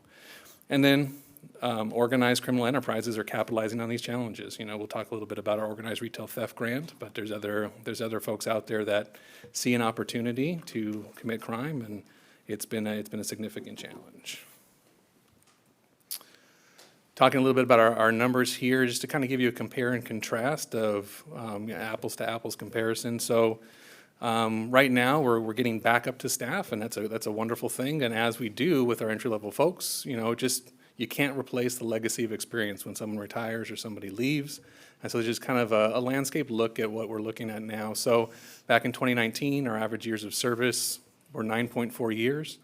Number of sworn positions that we had with more than 10 years of experience was 29, and the number between 5 and 9 years was 14. That's important because that number between 5 and 9 are generally the forward-facing line level folks, and that 5-year mark is about a journeyman level where they can really understand what's going on there and have seen enough to be very effective. In 2023, our average years of service fell to 6.9, with only 16 people with 10 or more years, and only 9 folks in the department between 5 and 9. So that's kind of where the challenge lies there. Also, while we're hiring excellent, motivated people, you got to get them trained and you got to get them up. And it's perfectly reasonable, and they're doing a great job, but that also takes a lot of staff time. So our corporals, our seniors, our FTOs, and our communication training officers have done a heck of a job getting folks trained up and to the tune of over 8,600 hours What are last year corporals and of training. seniors? What is that? Corporals, well, you see, so if you see a sworn officer out there with 2 stripes on their shoulder, they're a corporal. So they're basically a lead on a patrol team, so they can act as an officer in charge if a sergeant is missing for a day, things like that. But part of their lesser included duties is to provide training. Seniors is that same level, but for our professional staff, so it's kind of the match to that. So they would be a lead of a work unit. So we have those with our records unit, our code enforcement, and our community service officers. And then FTO is a field training officer. That's an officer that's specifically assigned to train sworn personnel. And a CTO is a communications training officer, which is a dispatch trainer. Just to look at some hiring efforts, we have made significant progress in hiring folks, and then we'll talk a little bit here too, where retention is also a big part of trying to keep our talented people. So you can see our numbers from 2023, we were able to hire over 14 people. Unfortunately, we also had 14 separations through either retirement or other items and injuries and things like that, with a net gain of 0. So 14 was a lot of work to put people through for a net gain of 0. But council's been right there with us, the city manager's been right there with us to help fix some of those things, and we can talk about that later. As we're coming up in our staffing numbers, we just added on here May to get you a look of where we already are this year. We've been able to hire another 8 additional sworn and haven't yet had any separations, so we're doing pretty good there and hoping to keep that number low. Just for observation here to kind of show you the comparison on the bottom of the slide, a lateral officer who comes from another agency is one that's past probation, has at least a year of experience. When we hire one of those folks, once we've hired them, it takes about 4 to 6 weeks to get them through a training program to teach them the Citrus Heights way to do things and get them out on the street in a solo capacity. With an academy graduate who has academy training and comes to us already trained up from an academy, they have no law enforcement experience and have to go through a full field training program, which is 4 to 6 months in contrast to 4 to 6 weeks. So obviously it puts a little bit of a burden there. And then our primary source of entry-level folks currently are recruits. And so that's 0 experience, 0 academy. We put them through the academy, which takes about 6 months, and then they go through the 4 to 6 month field training program. So you can see it takes a little while to go from entry-level to fully experienced officer, but we recruit really good ones, and we're not going to shortcut their training because we want to make sure we're providing excellent service when they're out there. This is the same way to look at this in a graph. So you can see in 2021, where our hiring was. So every October, we report to the Department of Justice what our census data is point in time for officers. And so that's where those numbers came from. We added bullets for March and May to kind of show where we're pulling out from 2023 and where we are now. That 84 number is where we expect to be in May, and is definitely progress and is helping us get back to some of those specialty units and added value units. On a positive, Definitely, like I've stated already, council's been with us every step of the way, the city manager's been with us every step of the way, trying to not only help us hire and be strategic in the marketplace and be able to recruit good folks, but also allow us to help with our retention efforts to make sure the quality of life for the employee that's here is as good as it can be, and that they can they mitigate some of those stresses and things. So some of that is hiring compensation, but also some innovative items. We talked about the overburdened criminal justice system. There's no beds at the jail right now. Bookings can take up to 5 hours because of the burden down there in that system. That's a long turnaround to have a police officer out of the field. So we created a booking officer position where booking officers can actually take that arrestee down to jail and leave the officer here in the field so that we can keep our folks on the street looking for the next arrest while dealing with that booking issue. Also, as part of the wellness area, the city contracted with a new mental wellness vendor, which is Concern, and this provides law enforcement capable psychology services, so folks that understand law enforcement culture and are able to better help some of our first responders with the unique challenges that they see in there. And also, it's always been the positive here in Citrus Heights. Citrus Heights, I brag on Citrus Heights to my counterparts in the region because you can't find a more supportive community that really is there to not only help themselves and roll up their sleeves and do good work to better the community, but very supportive of the first responder community, very supportive of law enforcement. And it's a mutual relationship that we like to keep. You know, coming out of COVID, where we were low staffing, we've really been striving to re-engage with the community and train up our young officers under that model so that they can understand the benefit of being able to have that two-way relationship with the community. And also, as we spoke to earlier, you know, neighborhood areas are also trying to revitalize and come back. We're right there with them every step of the way, trying to ensure that law enforcement engagement with the neighborhoods helps prop them up as well. Leadership promotions, we have, like I said, have an excellent leadership team. We have some in the audience here today. So in January, we were able to promote Communications Supervisor Regina Harmon. In April, Sean Gualco was promoted to Police Lieutenant. Also Ken Lewis in April to Police Lieutenant. Jake Stadelman to Police Sergeant, and Dave Weisenflew to Police Sergeant. So very proud of those guys, and they're doing an excellent job. Next, moving on to goals and accomplishments. First, we'll start with internal goals. Obviously, we talked about recruiting and retention a lot. It's been a big focus, not only to get out there and hire folks, but to retain. And one of the strategies there with retention, we looked at different retention studies. We actually had an academic professor come in to see if we could help identify any retention issues that we had. The sample size was too small to really apply too much of the academic worth there. But one thing that we did enact was myself and also my counterparts in HR did exit interviews and gathered data from every employee that was leaving to try to see how we can make Citrus Heights a better location, what we can do to try to keep folks that were voluntarily leaving, and to work to fix that. That's helped us adjust some small things here and added some value with the retention as well. Wellness, I know the mayor, you spoke about that from the Public Safety Committee. You know, wellness is a major concern coming out of COVID. And some of the stressors with public unrest and things like that, our officers went through a lot. And they go through a lot anyway. It's the job that exposes them to some some dark items and things that they have to make sure that they're put their head on the right way. As I meet with these young recruits, I let them know, hey, this is a marathon, not a sprint. We want you to be as healthy as you possibly can when you finish your career, so you're there for your loved ones at the end. We've made a lot of steps to be able to do that. We have obtained grant money for wellness programs, secured Ellie here, who is probably one of the best wellness items to brighten up somebody's day, unless you don't like dogs, but who could not like that face?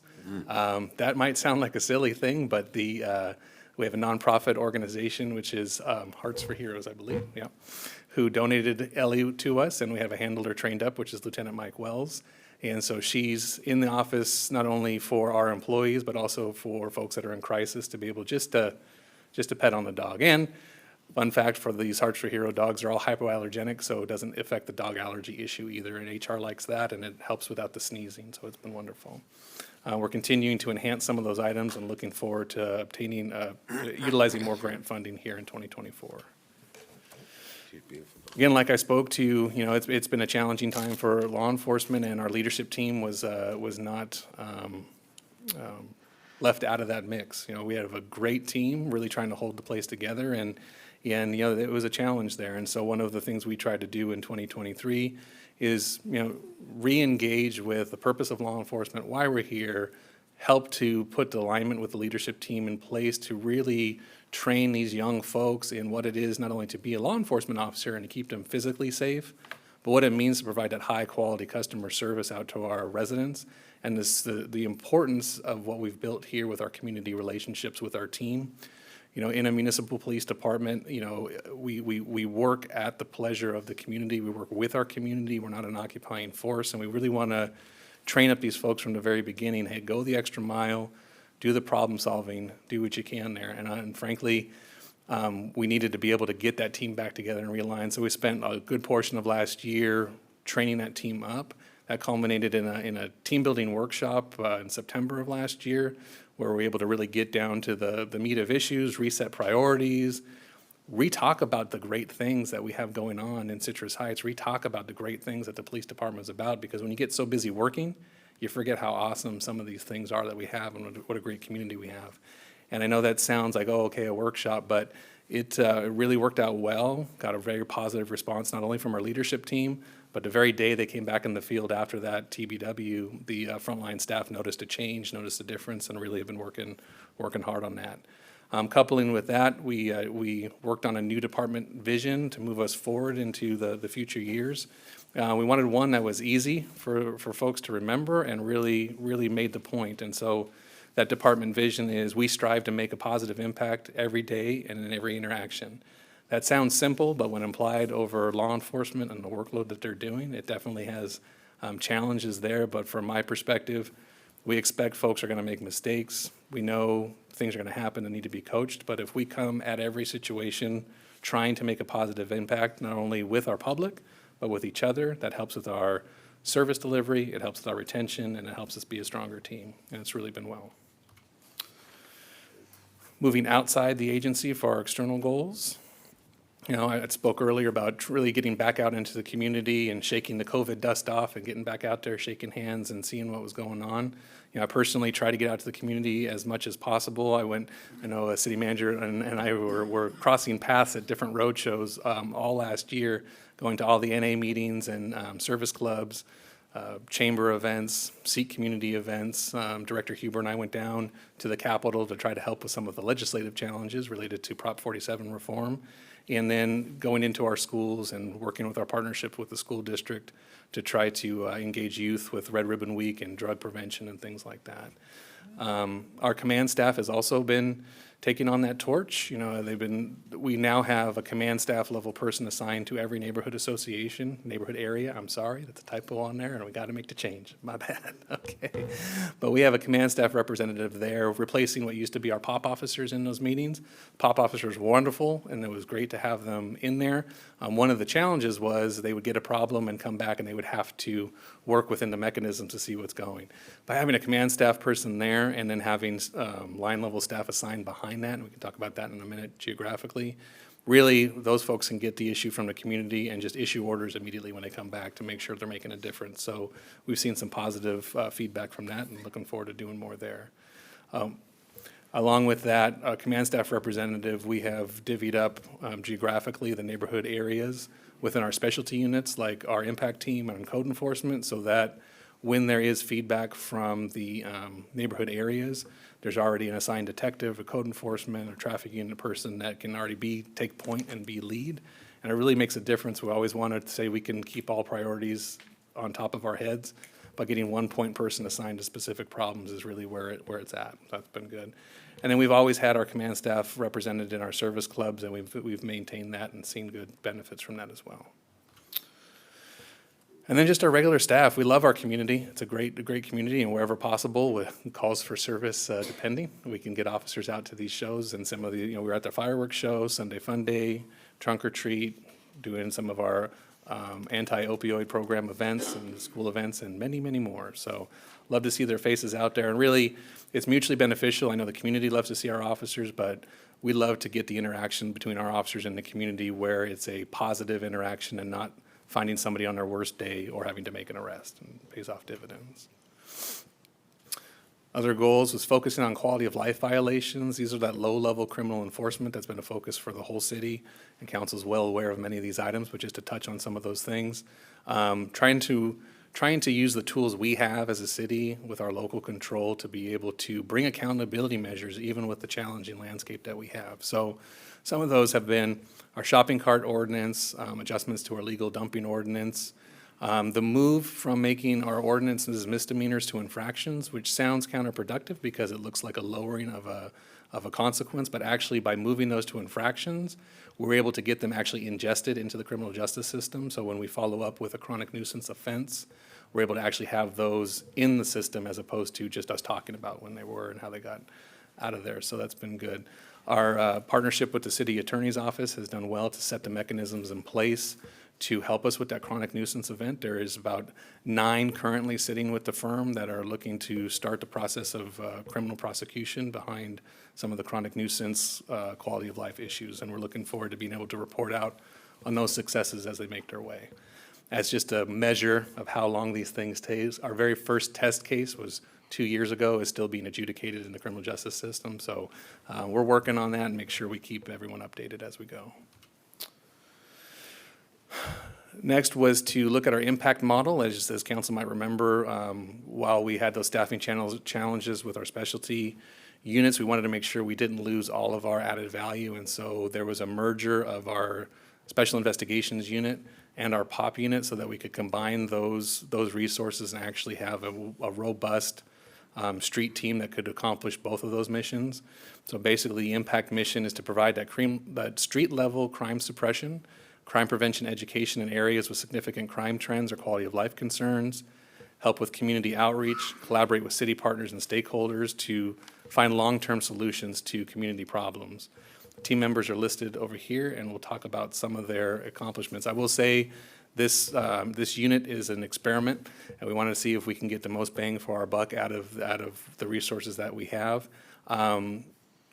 Became phenomenally busy right when we put them in place and ended up being very successful with a lot of criminal aspects, and got so busy there that they needed some additional support with some of the community outreach and some of the old POP-related issues. So that's part of the idea of where having command staff representation come to the neighborhood areas was born, because that would free those impact detectives to be out in the field, because those early evening neighborhood area times are also good times for the impact detectives to be on the street doing some of the crime suppression.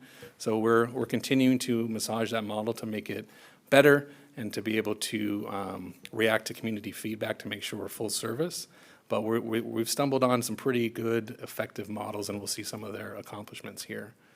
From investigative support, they authored approximately 50 search warrants, conducted multiple surveillance, assisted our General Investigations Unit, which is GIU, with 5 homicide cases, which for Citrus Heights was a lot last year, 27 shooting cases, and 10 significant robbery series cases.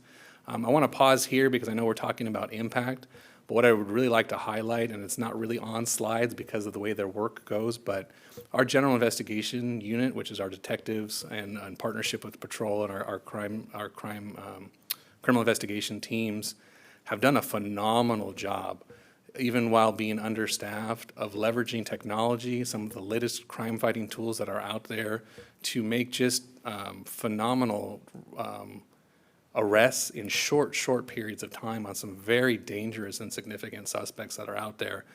Impact and patrol get out there and are able to put the handcuffs on these folks, but really it's the work of our detectives, doggedly dedicated and creative to try to find ways to identify people that are hurting folks in our community and get them held accountable. So I just can't say enough about those investigators. But as we're talking about impact, that's really the folks. Investigators find them, impact goes and scoops them up. They've been doing a great job. Some other items there, working with probation and with our local our county partners with gang suppression as well. Operations support, like I said, they're full service for the entire department. They've partnered with code enforcement and helped with 4 problem homes that were deemed uninhabitable. There we go. They partnered with our local CHP to perform 3 organized retail theft blitz operations here in Citrus Heights. I think you guys have probably saw that on our Facebook, our media releases as well. Also with staffing, they've also covered patrol shifts when needed to make sure we keep those basic services up. They also will sit on suspects that need medical clearance at the hospital when there's not a booking officer available or reserve, if it's significant enough to get medically cleared for booking. They helped realign our sexual registrant compliance issues. So now we have a community service officer who's the lead there, but have really been able to streamline that so that when someone is found to be out of compliance, and these are folks that need to be watched and make sure that they don't harm anybody else in the future, we can now quickly identify when they're out of compliance, and Impact takes those and goes and finds those people and make sure that we get them either back in compliance, or if they're in violation, arrest them and take them to jail. City and community support, they assisted our allied agencies in Placer County with the inmate escapee that got out of the hospital earlier last year. They helped process ABC licenses and secondhand dealer licenses. They conduct CEPTEDs for various city staff needs, whether it's business or planning, or when it's asked for from businesses, like in our marketplaces, had some done there, or for some of the quality of life concerns, helping to redesign that. And CEPTED is the crime prevention through environmental design, where they actually help, through environmental means, try to deter criminal activity. They also, from a community side, coordinated our National Night Out, and also coordinated our Drug Take Back Day, which happens to be again this Saturday. So if you have any prescriptions lying around, we'll talk about that in the city manager update as well. Quality of life, they partnered with Sunrise Parks to help clean up some very large and established homeless camps that were within our public parks earlier in the year. Partnered with our business improvement district for blight and crime and other district concerns. They also attend our monthly board meetings to get those interactions. That's being moved now that we have moved away from the marketplace officer. Now we have a command staff representative who also attends those board meetings to make sure we're in open conversation with the district. They assisted with closures of problematic businesses. Each one of those detectives is carrying a caseload now for the chronic nuisance offender program, and we've seen that be very successful, where they can apply some creativity to not only prosecute where needed, but also take that detective look and try to get that same creativity to see if we can divert these folks to services as well. Because if we can get folks help, that's better than them being out there to offend or be in jail anyway. And then they've also coordinated the efforts to capture our data related to the unhoused persons in our problem areas. We usually refer to that as our homeless count. That's different from the PIT count. The PIT count tries to have a census of all those folks who are unhoused or suffering from that issue. Ours is more focused on that population that's in our problem areas, our street level quality of life issues. So we look at that population to see if we can either move them to services or if they're in need of accountability measures, and we'll talk a little bit about that later, but that falls within the impact as well. Beautification crew partnership, as we massaged this model, we did varying degrees of impact coordinating with the beautification crew. Started with a couple operations a week. Now we've moved up and found that the most effective model is we have a detective every single day out there with the beautification crew. We started that in January, and we've seen significant improvements in a short period of time out there, and it's been awesome. James and Leon on the beautification crew, hard workers, really awesome partners, and bringing the detectives along with them has helped them be able to focus on their work while our detectives can focus on holding folks accountable, and it's been good. You can see, I know Director Cave will give you a more robust beautification crew update here coming up shortly, but just short stats, 76 tons of trash has been moved off of those problem areas, and over 1,500 shopping carts have been returned. All right, next goal is trying to leverage and upgrade technology to increase our overall effectiveness. I talked about this a little earlier, not only do we want to make sure we get our staff back, but we want to make sure they're as most effective as they can be. And there's technology available now that helps kind of be a force multiplier to those officers out in the field. And we're trying to exploit as much as we can out of that and trying to find other people's money to do it, because we want to be fiscally responsible. So had very significant success in procuring grants. Council here provided ARPA funding as well, and Congressman Bera's office provided some for technology. So we tested and evaluated our real-time information center partnership, and what this was we placed an operator part-time down with Elk Grove's real-time information center, because the way technology works, you don't have to be in the city to watch city cameras, and so it was a nice way to leverage what they had already built to be able to be mutually beneficial, because we gain the accessibility to all that intelligence. They gain a partner down there to help them with their calls as well. And so as we move forward in this next year, as we administer the organized retail theft grant, part of that is to fund a full-time, real-time information center operator down there to continue that partnership.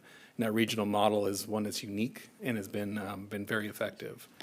Organized retail theft, we've presented on that here before as well. We were able to secure funding from the state to do those operations. This is going to be another heavy technology, being able to put crime detection technology in and around our major business corridors and better identify folks that are committing crimes out there and bring them to justice. The basic technology funding was helping to upgrade our communication systems and bring the internal workings of our fleet up to current levels for our computers and our mobile data terminals. Dispatch remodel is underway. The project is going. We have not yet broke ground in the communication center, but you really got to be careful that you don't drop the 911 calls. So we'll be seeing as we go here in the next couple months. We'll actually be moving them out of that center into an alternate location and then starting construction in the center to move them back. So that should be complete this year, and we're looking forward to that as well. And then the fleet, we finally got our police cars here after about 2 years of them being on order. They are here. They're currently being upfitted at a local installer to get all the lights and whistles and cool stuff and gadgets in there, and they're trickling back into patrol. So keeping all wheels on the ground and the shiny side up is what we're all about, and it's been very good. So I want to really thank council's support in securing the ARPA funding to do both of those things, because the aging fleet and the aging communication center, if we can't take the phone call for the crime and we can't get somebody safely there, we're not going to be able to do it. So I thank you for your support on that. All right, moving into our department statistics. So as council may recall, last year was the first year of data where we transitioned from the traditional summary data form of unified crime reporting to our Cybers and NIBRS report. And I won't bore you with all the details, but the short version is we used to have about 8 or 9 data points that would get reported up to the federal government. That blossomed into around 60 different data points, right? And so last year was the first year, or 2022 was the first year of data. Now with 2023, we have 2 years of data where we're able to compare. So this is the first time we can actually do apples to apples comparison under that incident-based reporting system. So looking at that, crimes against person, we saw an increase of 13.9%. Our homicides definitely played a role in that, but also we saw an interesting spike in rape and kidnapping. Now, as we look into that, because that sounds super concerning, we definitely wanted to dive into that and see if we could learn more about that. First of all, those crimes are never okay, and it's a very serious issue. When we dove into these crimes, though, we try to see what we can prevent and where we can place our resources. So with the rape crimes, the predominant suspect here were known suspects, acquaintances, or otherwise in a relationship. So obviously still a violation, but not the stranger danger you might think of people preying on folks in public, right? And so obviously if that were to occur, I wouldn't wait for a year summary to let council or the public know about that, but that's definitely definitely an issue of concern, and but we wanted to explain some of that. Kidnapping, you'll see an increase in kidnapping. That's another one that, as a parent, gets you right in the heart there when you see something like that.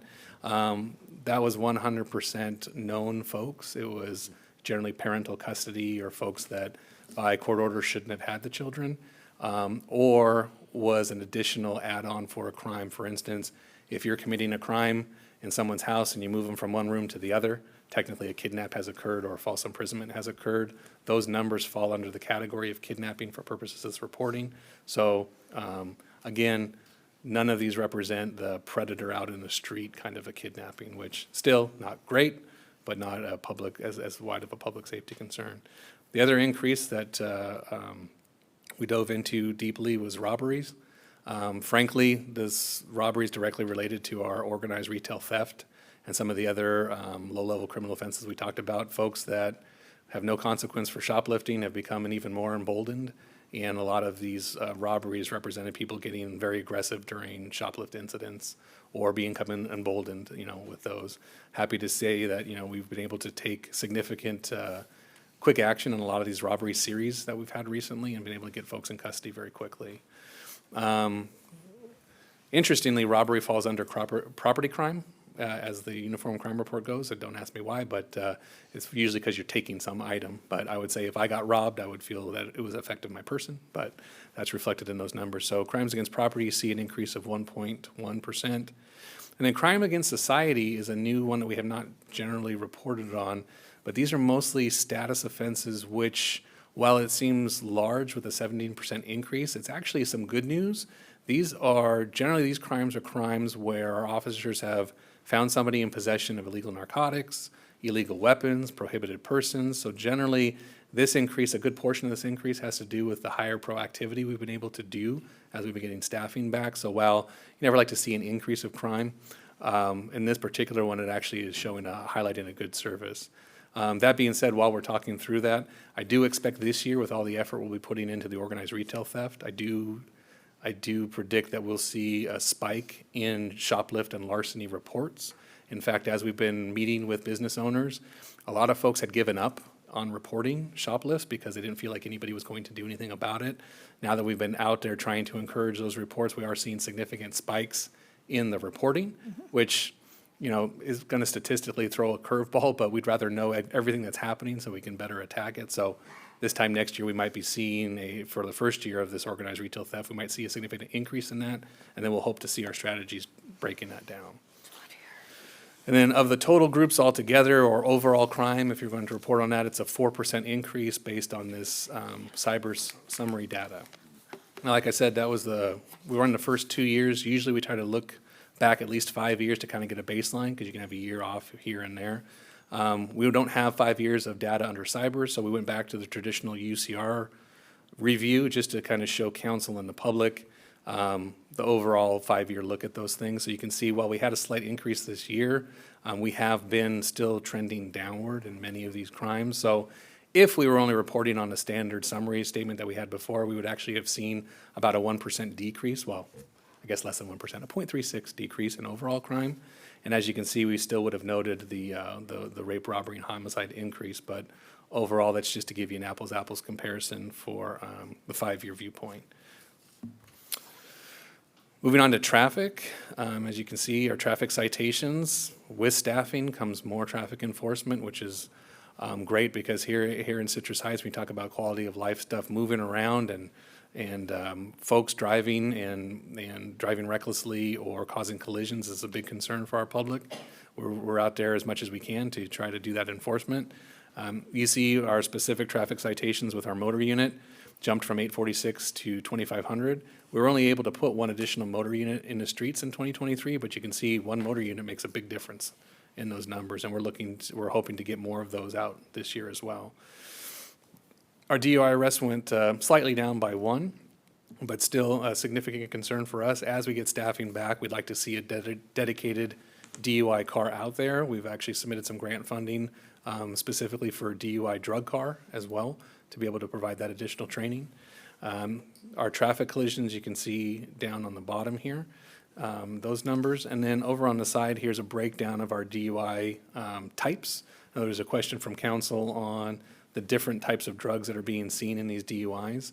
And so to look at that, marijuana is 23%, prescription medications 21%, opioid is 15%, and then other illicit substances is 28%. Other comes back at just different crimes. Like, for instance, when you get a blood sample, caffeine will come back in the blood. It doesn't necessarily mean that it was illegal for you to be on that, but don't drive with too many monsters or you might be a little fidgety. Where's alcohol?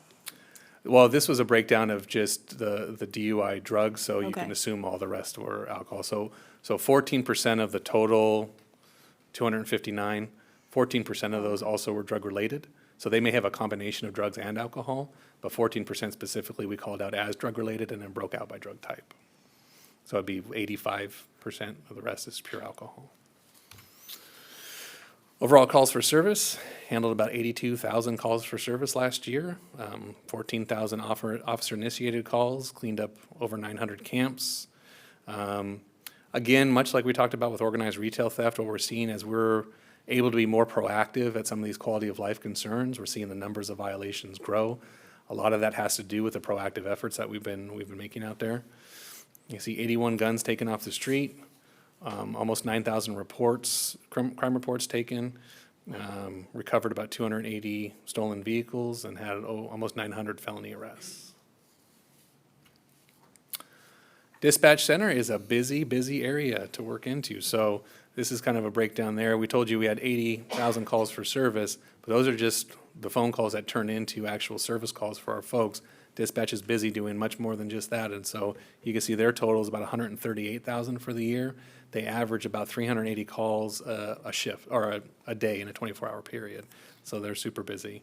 Some of the large-scale projects is not only the dispatch remodel that we talked about earlier, but they help replace a microwave dish to help interoperability with regional partners to make sure that there's backups for our radio system should the digital go down. Did a long-term logging solution to ensure compliance with some of the upcoming changes regarding our 911 and our next generation 911. Code enforcement created more than 2,000 cases, closed 1,900 of those, which is really good. Significant problem houses identified were about 10. And then massage establishment checks, 25. The top 5 code violations that they deal with is neglected landscaping, trash, junk and rubbish, inoperable vehicles, and parking on unapproved surfaces.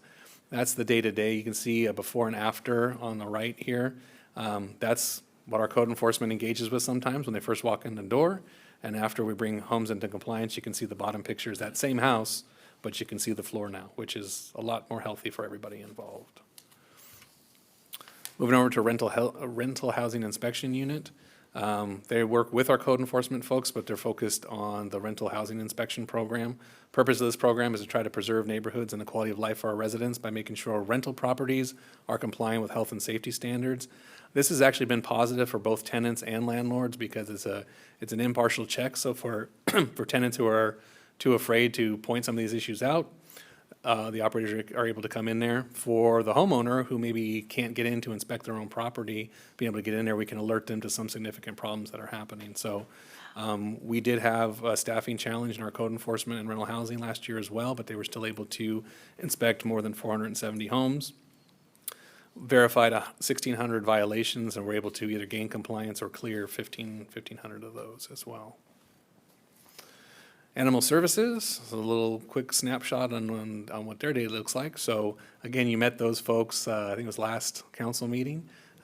3 highly motivated, highly dedicated animal service officers handled over 3,000 calls last year on their own. 14 of those were vicious animal cases. They were able to reunite 177 strays and conduct over 128 bite investigations. And the percentage is kind of the breakdown of what they're looking at. So strays is a significant component, but also nuisance and sick and injured as well. And then at our Harvest Festival last year, we had our chipping event with the help of Dr. Jana, and we're able to chip 34 dogs. We're hoping to Chip, chip, hooray. we're hoping to increase that number and get a chip hooray banner of some type or logo out there for that as well. Because the more we can reunite folks with their animals, the easier it is for them, the better it is for the dogs, and better it is for the community. Records and data compliance. Now, these are absolutely the unsung heroes of the criminal justice system. Almost nothing that they accomplish is things you talk about at parties, but boy, they keep the criminal justice river of information flowing and do an awesome job. This is just a highlight of all the cases that they have to touch, the internal audits, compliance that they have to do with not only DOJ at the state level, but also federal level. They process towed vehicles, background checks, vehicle releases, assist citizens in our lobby, help do our business permits as well. And again, that CSO that runs our arson and sex registrant runs out of that unit as well. So phenomenal group of folks, and we're happy to say we are finally up to full staffing in that unit, and they are really, really crushing it, doing a great job. And then volunteers, we highlighted city volunteers earlier today, but want to tell you specifically for the PD, I think Dr. Jana said it earlier, PD could not function without our volunteers. Unfortunately, during COVID, we lost a lot of our volunteers who weren't allowed to be in the building, and man, we felt it. I mean, we couldn't even, couldn't figure out which way was up sometimes without some of those folks. But it's not just easy volunteering stuff. They actually do a lot to help serve the community. You can see here, we don't have a parking enforcement arm here at the city. We rely heavily on our volunteers to do a lot of the proactive parking enforcement with officers as backup and been able to do that as well. They issued over, 660 parking citations, towed almost 100 vehicles last year. Unique to Citrus Heights, as far as I'm familiar with, is we have a very passionate volunteer who was a former pilot, who is our go-to know-it-all for drone piloting and patrol. And the nice thing about those drones, they provide officer safety, but you don't have to be an officer to fly it. So he's actually helped on some significant critical incidents by being able to be out of danger, but fly into that area and give good intelligence for our officers. With that, 7,000 hours of volunteer time equates to about $260,000. The state allows you to charge to talk about $32 an hour of volunteer time, which equates to a significant savings to the city if we were trying to do the same thing with paid employees. And they also participate in our community events and just do a heck of a job. All right, moving on. Looking forward, so we're almost halfway through 2024, so we're not waiting to start right now. We've already been going, but I want to just kind of give you a preview of what we'll be talking about next year. So obviously, the major city focus has been those quality of life issues through our CARES campaign.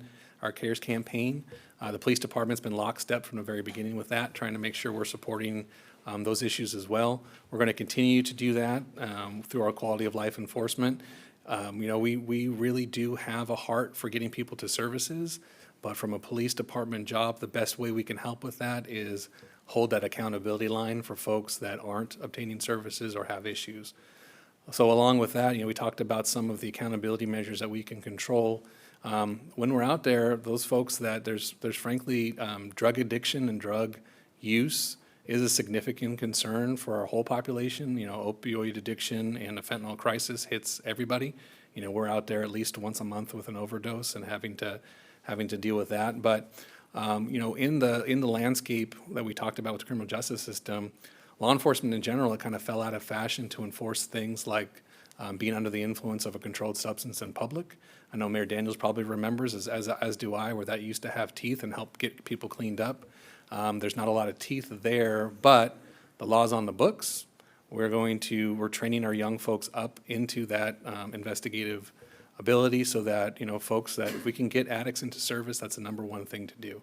But if they're going to continue to be on the street and be a danger to themselves or others, we're going to look to enforce that law as well and make sure we can get those folks in there, either to services or off the streets, either way. So we're looking forward to a significant push towards that.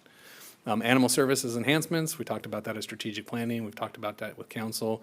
We're really looking how to, a great team, but we're looking how to enhance that service delivery so it's more convenient for our animal owners in the city, but it's more effective for those accountability measures as well and making sure we can, care for our animals and care for public safety. It's not just about, those animals are cute, but it's not just about the animals, making sure that you keep a lid on rabies, keep a lid on vicious dogs, and other issues associated with animal health and welfare is public safety for everybody, whether or not you are a pet owner.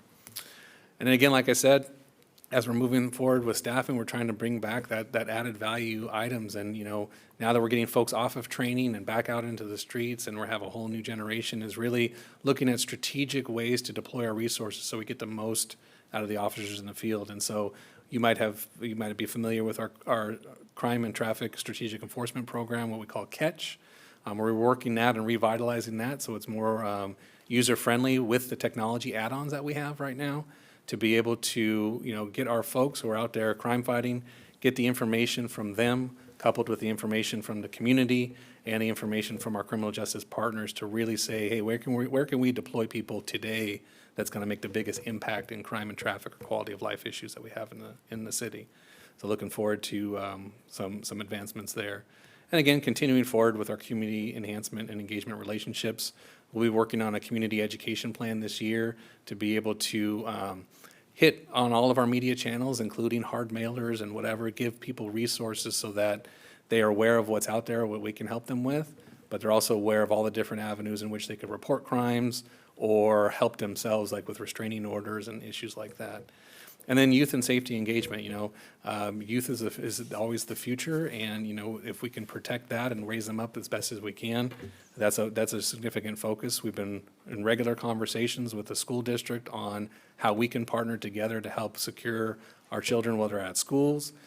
We also have our PAL program that, again, had a COVID hit like everybody else, and we're looking right now, we're in a hiring process for a new PAL coordinator that actually runs out of PAL, but we're hoping that to revitalize that and just get a larger influence on some of the at-risk kids and get them to resources and help them grow up with positive role models so they'll be good citizens here in Citrus Heights for the future.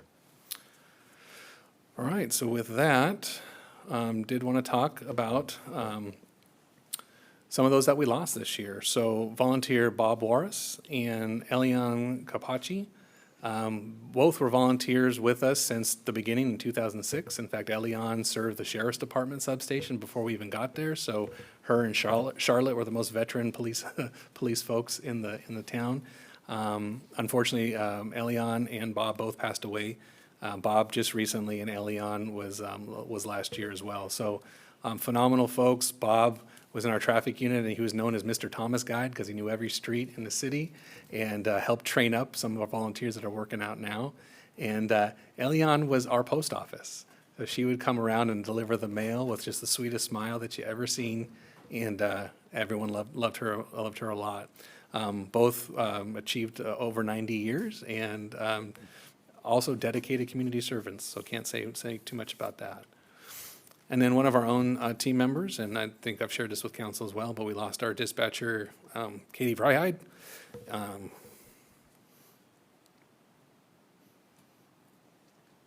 Last August to an unexpected medical injury. So her husband was also a former officer with us, Rick. And so that was a tragic loss for us, and she'll always be remembered. So with that, happy to entertain any questions from council. Questions, comments? Go ahead, Councilmember Schaefer. Thank you, Mayor. It's a long presentation. Thank you very much, Chief. Thanks very much to our CHPD team. I can't say enough. They're very good. I got a couple questions for you, though. And you covered a lot of information. I made some notes along the way. So we returned 1,500 carts. Are we seeing compliance from our merchants that are they tracking the carts correctly? Do they have all the plans in place that help us manage this better? The 1,500 carts, I think it was, Regina, the last time we talked, it was like 1,100, and it seems like it's up from last year. So Director Cave would have way more information on that, but I will tell you the short answer is no, not to the level that we would like, and so I'll throw that to Regina. Good evening, Regina Cave, General Services Director. My staff is actually tracking all of these on a daily basis as we are retrieving these, whether they're from unhoused or they are abandoned. And we are reaching out to each of the retailers after we get a stash built up for them to come and retrieve. We've been having some challenges with an on-call gentleman who actually does go around and he contracts with a lot of the retailers. So a lot of the retailers are trying to figure out ways that they can actually come and retrieve them here from our utility yard. Our intent is that this summer we will start being a lot more proactive and reaching out to the retailers to let them know we've been doing this for a little bit over a year, and we would like to get a lot more compliance to reduce that number from 1,500 to at least half in this next year. So we will be getting some communications out hopefully this summer to a lot of the retailers. In the old days, the stores kept their carts inside the store, and now that they're outside, they're easy for people to just walk off with them. But when they were in the store, all they got to do is, a little corner of the store to put the carts in. And the retailers used to have, I myself used to work for a grocery store many years ago, and it used to be a lot more regular that you would see courtesy clerks that would actually go out and retrieve the shopping carts on a regular basis because they did see those as a significant asset because they are so costly to replace. But what we've found through a lot of the retailers is that they just write off the cost, that if they don't get returned to them, it's just a write-off. We do have a couple local retailers that they are owners of their store, such as grocery outlet, and they do keep a much smaller quantity on hand. So if they do lose 2 or 3 of their 50 shopping carts, it's pretty significant for them. So they've been a lot more responsive. So another follow-up question to that. So on any given day, how many shopping carts do we have in our yard? That we're Right now, probably about 60 to 70. And we found that we're actually retrieving a lot of ones that have broken lock mechanisms in place. So this has been a huge learning opportunity for us to see that even with those locking systems, they're not completely foolproof. Okay, thank you, Regina. Yes, sir. Appreciate that. Following up, so got our new vehicles in place. I noticed that Folsom did they did a post, they got a couple of Teslas. I used to own a Tesla. My concern certainly with Teslas is, are they robust enough to hold up to the rigors of a pursuit vehicle? My guess is they're probably not, but I'd like to know, have you looked at that, or have we looked at that? Because we're certainly also going to be forced to go into some kind of electric vehicle. Sure. So the short answer is I just needed to get anything here if possible. So that was the first priority, and so those are coming in. We have gone to some of our fleet conferences and things and looked at some of the agencies that have deployed electric vehicles. There are some agencies that have Teslas as trials and some other electric ones. Right now, there's some infrastructure issues where we would need to update the PD parking lot to be able to actually have electrified charging systems and stuff, and Director Kay's been working on that with SMUD to see what that would look like. Our first, probably dipping our toe into electric vehicles, we'll start with non-pursuit and just start testing those out for like our community service officers, our volunteers, maybe our detectives, or folks that don't have to do pursuit rated, to see how those go and what it looks like, and then eventually move into pursuit rated as it comes along. But the infrastructure up front is probably the first challenge that we got to get through, and then we can start actually getting some here to test and evaluate. So my last question is regarding sex offenders. I think we have a sort of a disproportionate number of sex offenders in Citrus Heights compared to a lot of other communities. And my question is that a sex offender, in order to locate here, they have to have some kind of connection to the community, like they were from here, or there's some reason, they just can't decide, well, I'm a sex offender, I'm going to locate in Citrus Heights. What's kind of the rule on that? How does that work? You know, I'm not familiar completely with the registration, other than the fact if they have an address here, they have to check in a certain timeline, and that's where we'll keep the compliance. But you can also be unhoused and a registrant, and the unhoused folks have to come in monthly. The housed registrants have to come in every year on their birthday to go through all the steps. And of course, if they're found criminally violated in something else, that's a different topic. But from the registration aspect, we have the population we have. We're not responsible for placing them, but we're responsible for watching them. So I can't talk too much to what the court will allow them to do to come into our jurisdiction, but once they're here, we're responsible for keeping tabs on them, if that makes sense. Great, that's all I had. Thanks, Gene. Anything? Well, following up on that, there's 177 according to Google. We have 177. If they're not supposed to be within so many feet of parks and schools, and they're homeless, would you just, I got to believe that they're violating the distance rule just off the bat. Yeah, so that's not something that would definitely come in and tell us during a registration period, but what we do when our officers come in contact with folks, or if we have complaints, when we run a person out in the system, the court order for their registration and where they're prohibited from being will be part of that return that we get. And so, for instance, if they're supposed to be certain distance from a school and we have contact with them for law enforcement purpose within that, we can actually submit for a violation just for that status offense of being there. Now, of course, if they harm somebody or they're committing some other crime, we'll take that priority as well. When we talked about folks being out of compliance and our impact detectives going to look for them, that's missing registration, or if we get complaints that they're violating rules, like some, we won't get too down into there, but I mean, some folks can't possess certain items. because of the registrations that they have. And so our folks will do visits, we'll figure those things out, and largely, if we contact them for another reason, we'll use that time to do a compliance search as well. Next question. Does Ellie ever go on child welfare checks? She's available when we have to bring, say, if we bring a child, like, we have our CPS liaison that's in our building, and so if we have a child affected by an issue that we have in our station where we're talking to them Oh, or I bet interviewing them, that's- I bet we'll bring Ellie along into there, and she can help kind of soothe and, kind of as a comfort dog.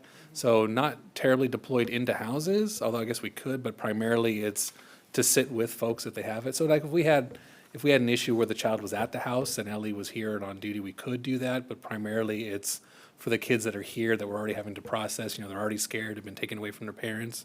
Ellie can come along there and do that, and And I'm sure she's effective. she is very effective, and I thought it was kind of bunk to say, but I've watched it happen in a room. Either the way they pick them or the training which one another, but she can actually tell who's the most stressed and who's having an issue and actually goes to that person in the room. And I know because, whenever there's a significant staffing issue that I have to deal with, she'll come running into my office and put her head on my lap. So it's very, very interesting. Then I thought about this. Removed 76 tons of trash. There's 2,000 pounds to a ton. That is a total of 152,000 pounds of garbage.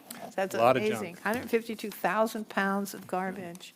I just wanted to say thank you for the presentation. I really commend our whole police department. It's one of my favoriteest police departments ever because it's the second one I've ever known. It's got to be when you're recruiting that the community loving the police department, and in general, I think most people do. It's got to be a perk that somebody who's looking for a job would say, I want to be in Citrus Heights where we're loved, not where we're gunned down. So it's a perk that you're in a community that welcomes you and loves the interaction, and it's good for the officers because people who don't know about neighborhoods, we have our police people come to the neighborhood associations, and it's just such a warm relationship we have with our police department, and I love all of our staff. We have great staff. Okay, you can all smile, you're good. So anyway, I thank you all, and great presentation. Thank you, ma'am. No?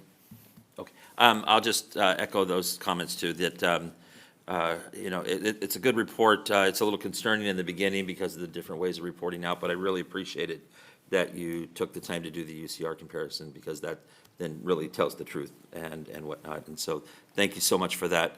I still feel, and I hope everybody else does, that Citrus Heights is a very safe city to live in.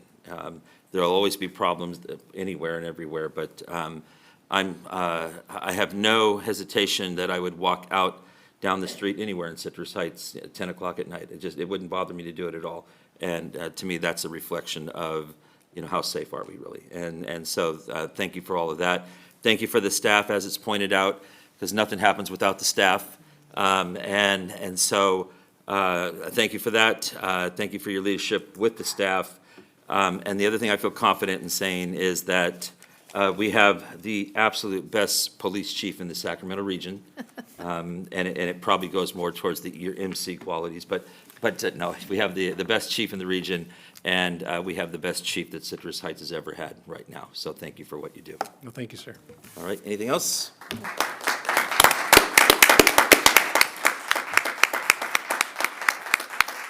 All right, next item, please.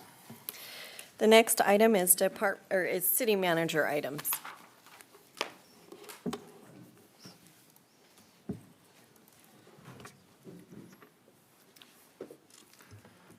All right, well, good evening, Mr. Mayor, members of City Council. Ash Finney, your city manager. I do have a few updates for you tonight.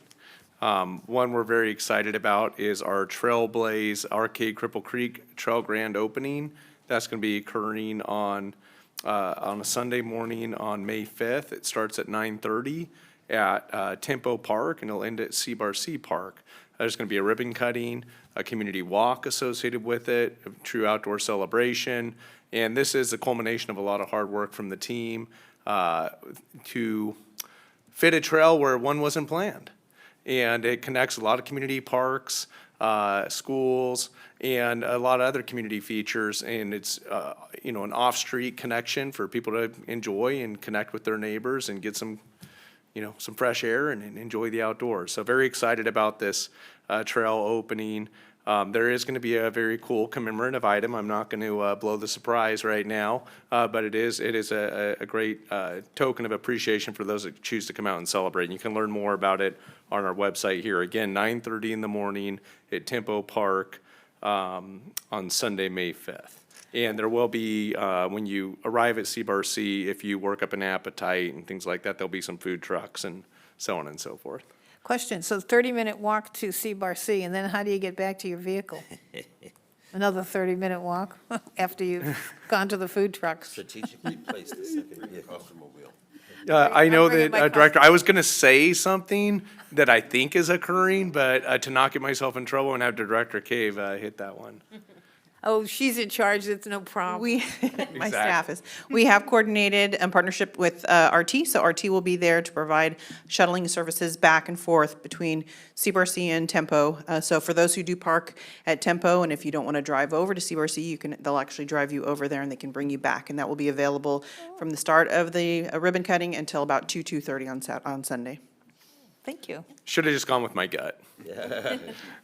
Yeah, but thank you to Director Cave and her entire team, and our wider team for putting this event together. It's going to be a great community celebration.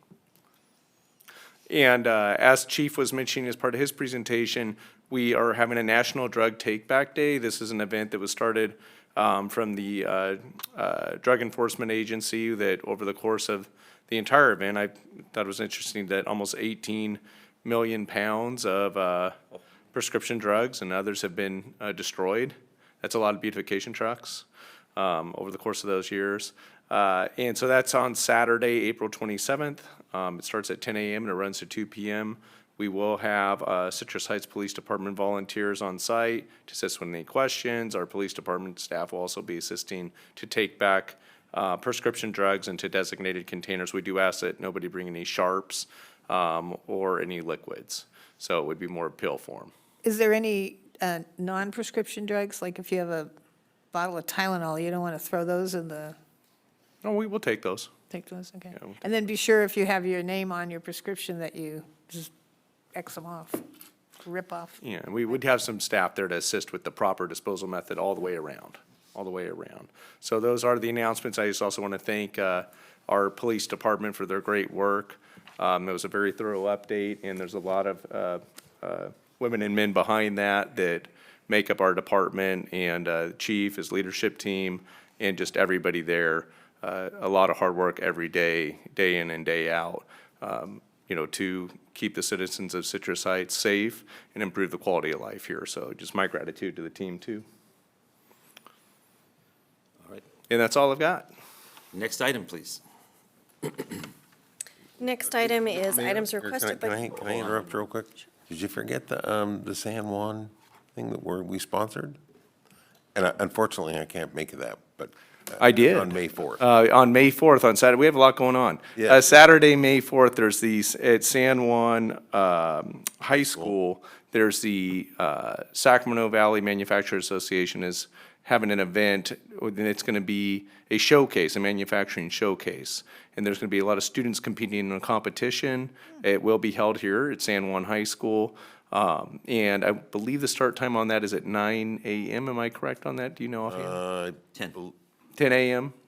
Thank you, yes. 10 a.m., okay, so it's at 10 a.m. But I would advise, we are going to be having some construction, on Greenback, so please do leave a little early to make sure that you get there on time, and we'll have some information about that. Should anyone have any questions on that on our webpage, so.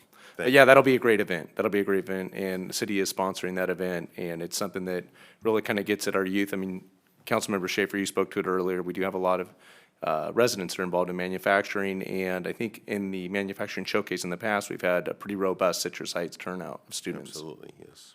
Thank you. Thank you for reminding me about that. Next item, please. Next item is items requested by council members or future agenda items. No? I have one thing. couple months ago, City Council directed staff to reach out to the San Juan Unified School District to see if they desired to engage in a cost-sharing relationship regarding placing police officers in our high schools. They have declined. And so tonight, I would like to see if I can get another council member to join me in bringing back an item for consideration to place a school resource officer in each of our high schools and to explore the funding options for that. I will support that idea. Okay, thank you. Any other items? I just have a question.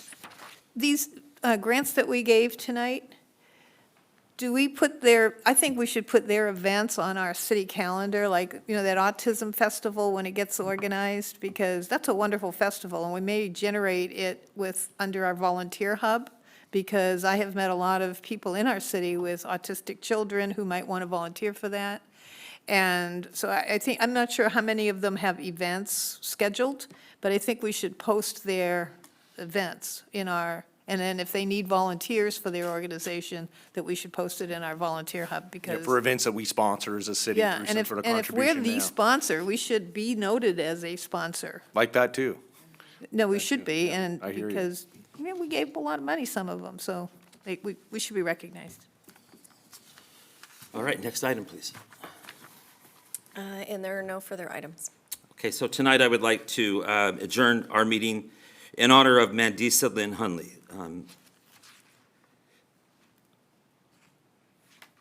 Better known as Mandisa. She was born here on October 2nd, 1976. She was an American Idol finalist and a Christian recording artist. And she passed away unexpectedly on April 18th. So please join me in a moment of silence.